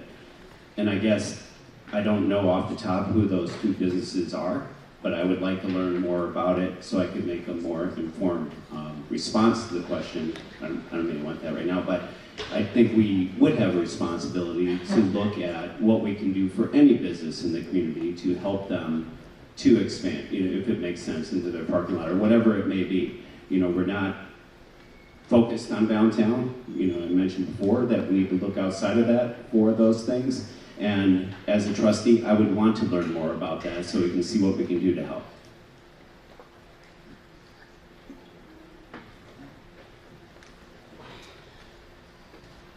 As Trustee Ledden mentioned too, the outdoor dining on Kansas Street was a response to COVID. That was in order to keep our businesses alive, literally to keep them alive. There were a lot of other places where they had private parking lots, and we allowed them to expand in their private parking lots or carry out or pick up. Not everybody has that same situation. This is a situation where we do have a public street that we've expanded upon. After we shut it down for the first year for survival, the response from the public was so overwhelming that they were like, we have to do this. This is great. We want, can we do this? And so we put a committee in place, an ad hoc committee, to figure out how we're going to do this and improve the aesthetics each year. And actually, Trustee Savario will be heading up that one again for the next round of aesthetic improvements. The other restaurants, I'm not sure which ones, there are some on Route 45 that feel that, they're not getting as much attention over there, but they have outdoor spaces. When people do come to them, when people do come to us, we ask, what is it that you would like? How would you like us to help you in this? How can we help you? We're open to that. We want our businesses to survive. We want them to thrive as well. And we try to make this business climate, especially our restaurants. We have 25 chef-driven restaurants. There's more than 60 food licenses here in Frankfort. There's no shortage of options. So we do want them to survive. And also, how can we help you thrive in this situation? In today's world, we're all competing, all these towns are competing for the businesses.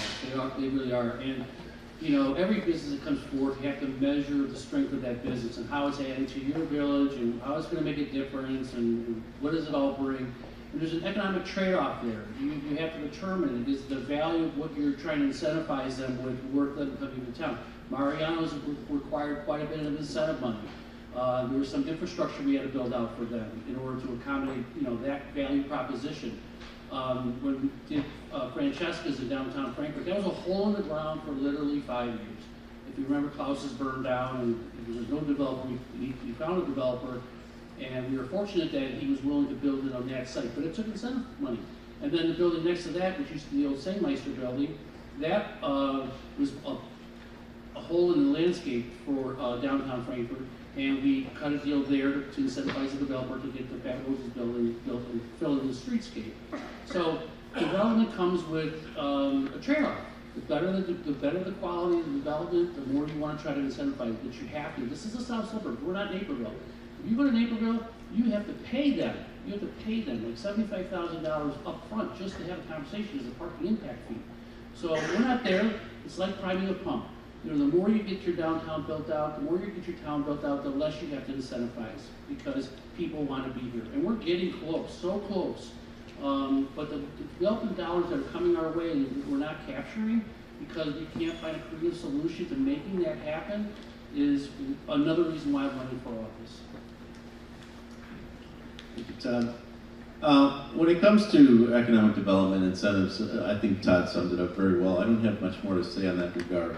But I do have a lot to say when it comes to quality. When it comes to quality in Frankfort, I agree with all these folks. I don't think we should be reducing quality. I'm all for it. I like the high quality product and the standard that Frankfort has. I do not have any intention of reducing that. But there are ways around lowering the cost of building new things in Frankfort, even with or without giving incentives, like reducing the minimum lot sizes and allowing for higher density without reducing the quality. I think there's a lot of ways. And a lot of communities all over the country and the world that have figured out how to do this without having to build $1 million homes, that more people could afford to live in Frankfort and enjoy this, so it's not just for the ultra wealthy to stay here. I get that there's some thoughts on nobody wants to reduce the value of your home, but I don't think that has to be the case. I think we could do both.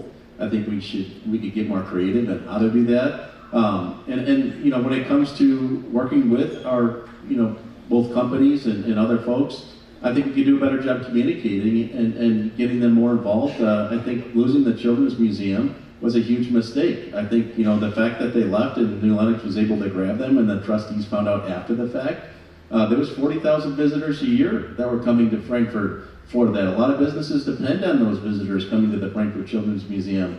My own company donated a lot of money to that. There's a lot of blood, sweat, and tears and donations given to that, and they just were basically let go. And it's a shame. That stuff shouldn't happen. And I think having more transparency, more communication, would have avoided some of that situation in particular. And I just think there's a lot that could be changed for the better. Hey, Jeff, I think we're playing the telephone game because I think we've deviated from the question. Can you read the question for me? Yeah, in summary, is there a way the village could take a more equitable approach to the needs of the business community? This person felt that there were some accommodations made for some businesses. He tried to get something similar and was kind of shut down. So I'll keep it brief. I think that, Trustee Ledden probably hit the nail on the head. This probably was directed at the closure of Kansas Street. Mayoral touched on that. I think that it was originally done because of COVID. We had good response. I'll just echo what Trustee Ledden said. I'd like to know what businesses feel like they've been slighted. I'd be happy to sit down and talk to them.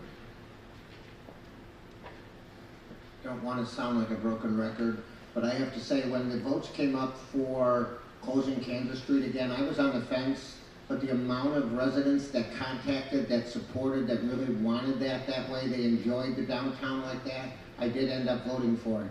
But I am going to absolutely agree with Trustee Ledden. I am not aware of any businesses that have come to us to ask for any changes that could help them. And I invite them, please come and see us, come and talk to us as a board, and we'll see what we can do to help you also.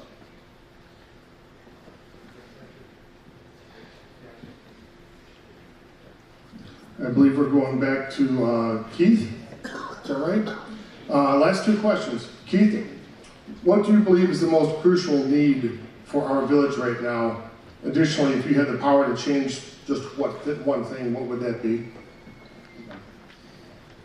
Well, I think we're still looking at making sure that we have the right development in the right location.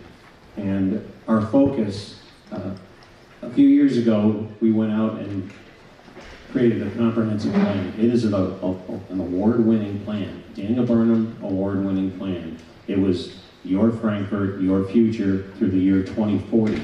It was all of you, how you wanted to see Frankfort. The Pfeiffer Road extension was one of the key elements in getting that moving forward. It was basically dormant for a few years.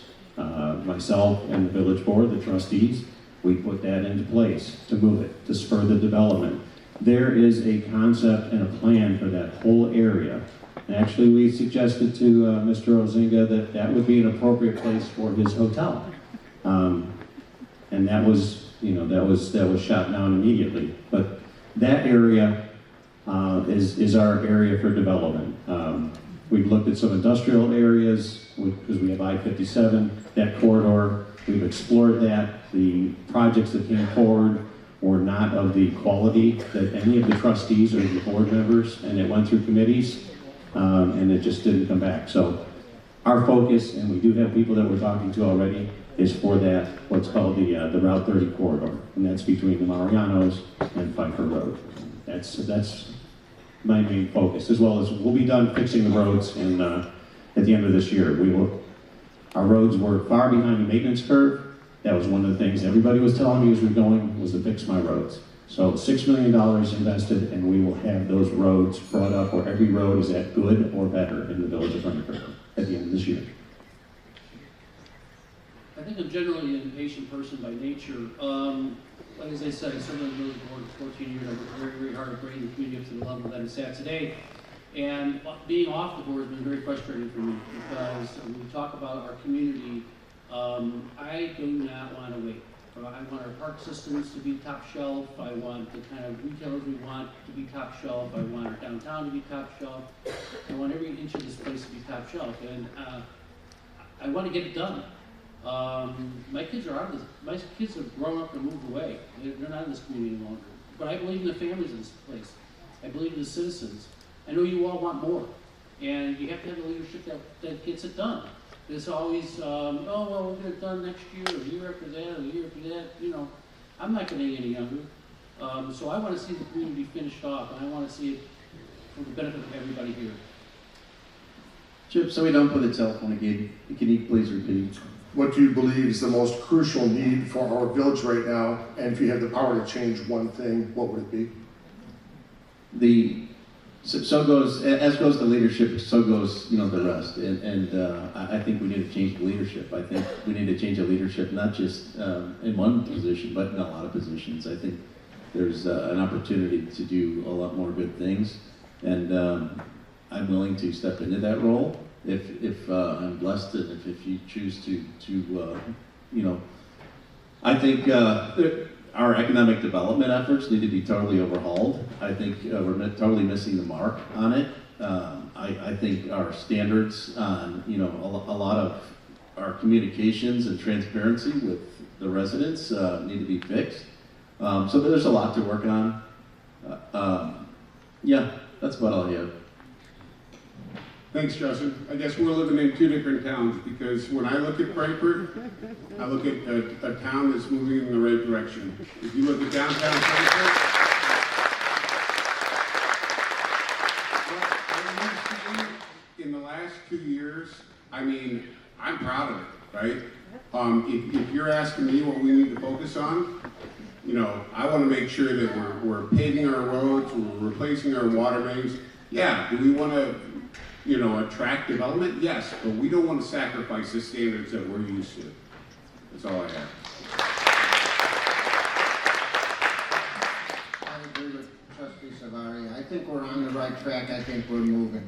The one thing I probably would change that I got the thread throughout the entire night was we need to streamline our system a little bit, and I really think that's where the board should focus now. Let's streamline and see if we can get some of these projects done a little bit quicker.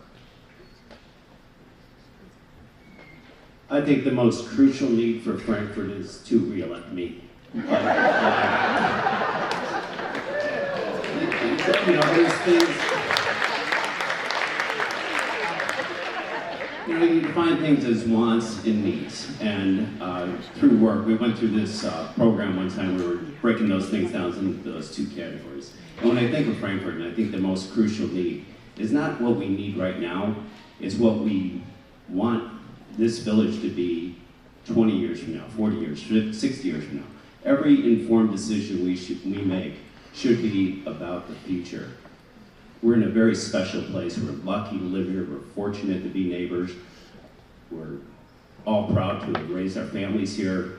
My daughter has grown up. She could have lived anywhere. She chose to move back to Frankfort, and she chose that for a reason. I think probably to be near her dad. But I think when we look at things and we talk about need, we want this to continue to be the special place it's been for us, for all the generations that come after us. Thank you.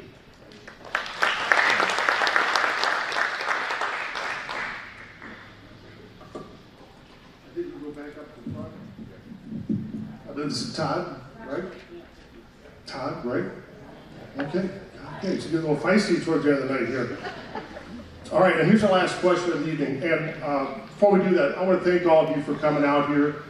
By doing so, you've really shown your passion for our community. I've been here over 60 years. I love this town.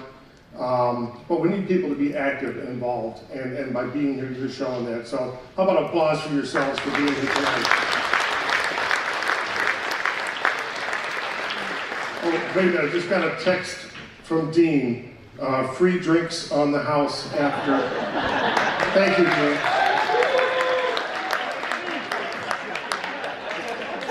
And Dean's jaw just hit the floor. All right, final question here. If you were to receive a $5 million grant for use within the village, what would you do with it? That's a great question. A lot of needs. We talked about the park district this evening. We talked about the water tower. We've talked about infrastructure needs. They all have to be measured. That's the bottom line here. There's a lot of good causes that can be addressed, a lot of good things that the town could use from an influx of capital like that. Obviously, you have to have a strong budget to be able to absorb that kind of capital and then redeploy it back out in the right way. It's citizen input at the end of the day. It's committee work, it's trustee involvement, so it's a great question. I'd love to have that problem. It would be great, but I know you put it to good work for sure. I would say, based on the doors that I've been knocking on, some of the biggest requests have been connecting the trail system. These subdivisions in the southeast don't have access. Another big request is pedestrian overpasses over off South Owens Road by the school, as well as 80th Avenue by the school. With Laramie Road, especially if it gets expanded into 4 lanes, people are very concerned about their kids' safety. That's been a big request. And then beyond that, the rec center, that's been another large request.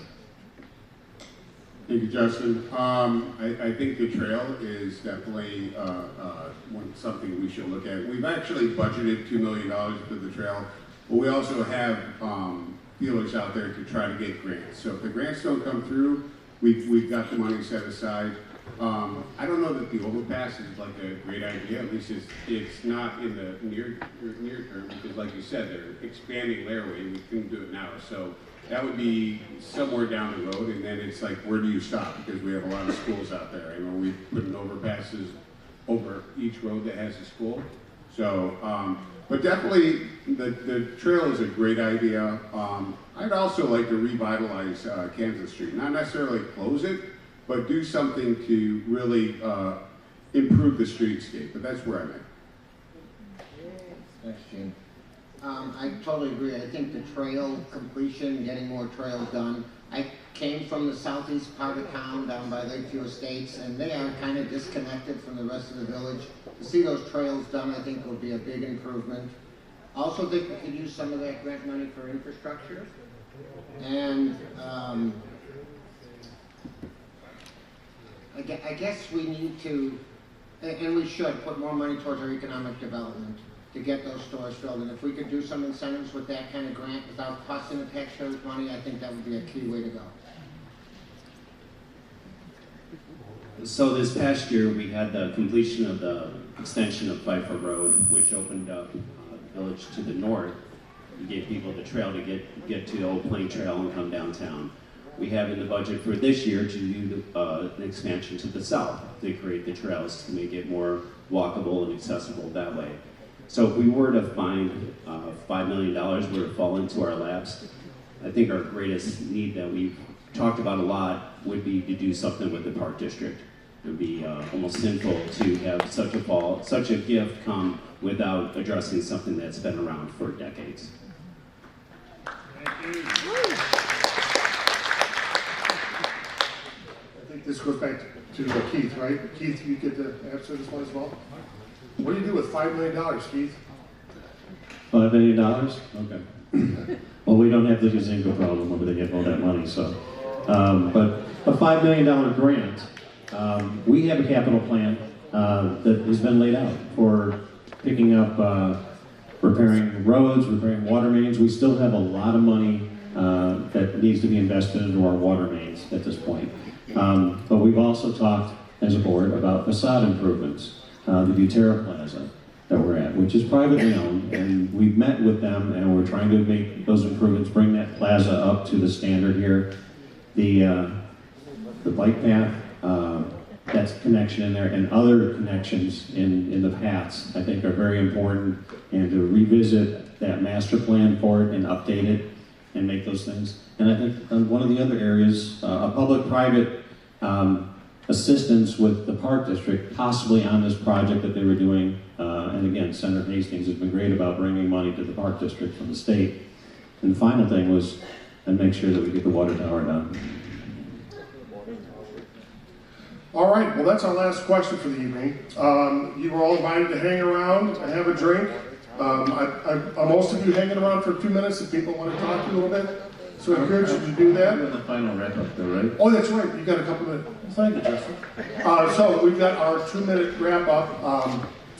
Do we want to start at the end there? 2 minutes? Start with Justin? Okay, so you went first, you went second, so yeah, we'll start with Justin on this. Not ready to close. This is a bittersweet moment for me because I spent year after year after year after year, I don't even know how many years, coming here with my father, supporting Jim Holland when he was mayor in this very building. He always had his fundraisers here, and my dad was a huge fan of Jim Holland. And just so I find memories, he passed, and so he's not with us anymore. And so for me, I've never dreamed about being able to sit up here and do this. It wasn't even on my radar. But it's a privilege and honor to do that, regardless of what the outcome is. And please, if I could just leave you with one thing, I am not trying to be divisive up here. In fact, I have just the opposite attitude. I want to bring Frankfort together.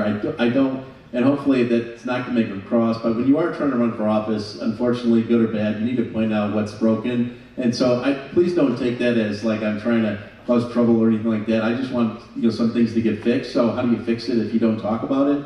And I wouldn't be building a house in Frankfort, in downtown Frankfort, if I didn't love it here. And like I said before, when I started, this comes full circle, but I love the people here more than anything. I think that's what makes Frankfort. It's not the buildings, it's not the quality, it's not the roads, it's not the bridges or the pedestrian overpasses. All that's wonderful, it's you, it's the people. That's what makes Frankfort the special place that it is. And I will pour my heart and soul into making it the best it can and to build relationships and bring as much transparency as I can to this town.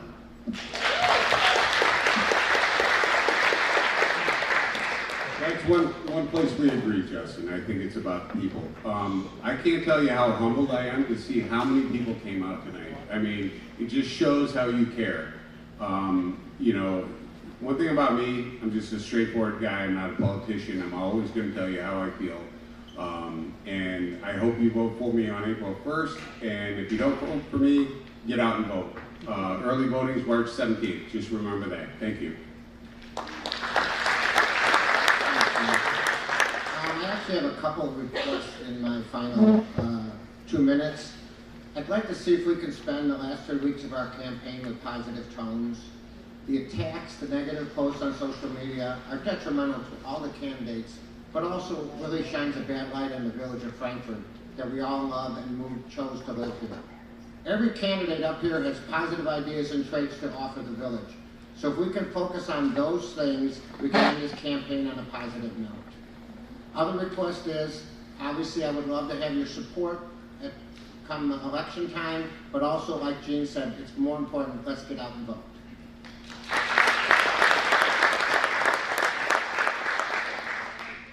Well, thank you all for coming out tonight. Appreciate your time, your attention. This probably has gone on a little too long, so I'll try to be kind of quick. At the top I had mentioned that we have 6 kids, and my son, he's nonverbal autistic, and he's 35 years old. He's the only one of the 6 that live at home with us right now. And since COVID, I've gotten to spend so many hours with him. We're together every day. I work from home most every day. And he really makes me appreciate the small things in life and the pleasure that we can find in one another. And when I first got into this, I did it for myself, because when I was growing up, I was interested in this because I had a friend in high school whose dad was on the board of the town that I grew up in, and it intrigued me. So my first interest was on my behalf.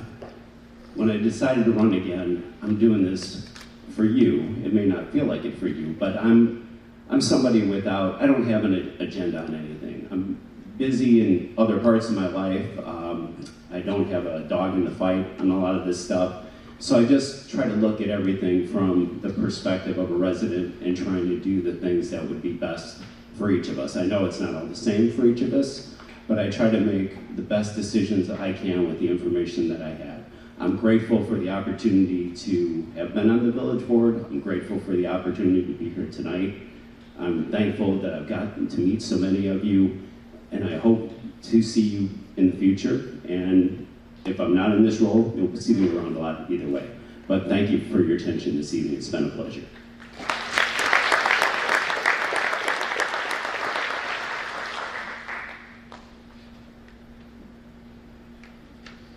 All right, I just want to thank everyone also for coming out tonight. It's engaged and informed voters like you that make a real difference here in Frankfort. It has been a pleasure. I served under Jim Holland.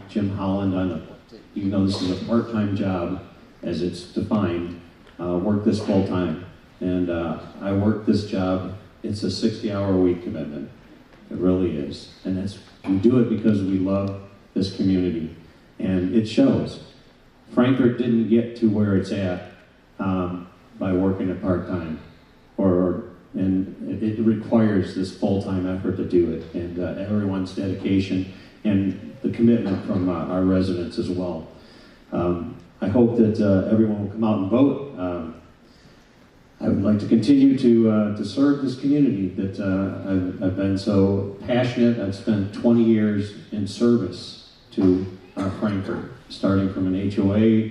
I was on the library board, became president of the library board for 6 years, and have worked and experienced every part of this community and the way that it's grown. And I want to make sure that this is a Frankfort for our future going forward. So I hope I can get your vote on early voting starts March 17th and April 1st is the election. Thank you all very much. I guess the best for last, right? When I served on the board, one of my favorite trustees I loved working with was Kevin Egan. Kevin Egan is probably one of the smartest people you ever meet in your life. He's super intelligent, but what he would do when we had these big meetings and all this rhetoric going back and forth, and we sort of got lost in it, he would always bring back to the table the consensus of what basically everyone sort of was talking about and agreeing upon this whole panel. So tonight, your attendance, you affected change. You affected real change here, and I can just go through this a little bit. We talked more about public input. Very important. Everybody agreed on the opportunity for more public input on the board. Helping the park district, we agreed upon. Televising more meetings, more transparency. We talked about saving the water tower. Maybe that actually gets done. And so these kinds of things, the new economic development coordinator. So you people coming tonight affect the change. You're going to see it. And I served, like I said before, 14 years. I was reelected 4 times. And I think the reason I was elected 4 times is because when I told people what my goals were, I told people what I was going to do, I did it. And I earned their vote, and I hope to earn your vote, and I will fulfill whatever goals I set forth going forward. Thank you. Thank you. And as Gene mentioned, Election Day is April 1st, kind of ironic, but there you go. Now that is spring break, right? April 1st, right? Yeah, okay. Thought I was getting a little bit of backlash there. Do remember that spring break, so if you're going to be out of town, vote early, and as Gene mentioned also, that starts on March 17th, so not too long ago from now. But again, thank you all very much. Thank you. I hope you learned something tonight, and have a great evening. Appreciate it.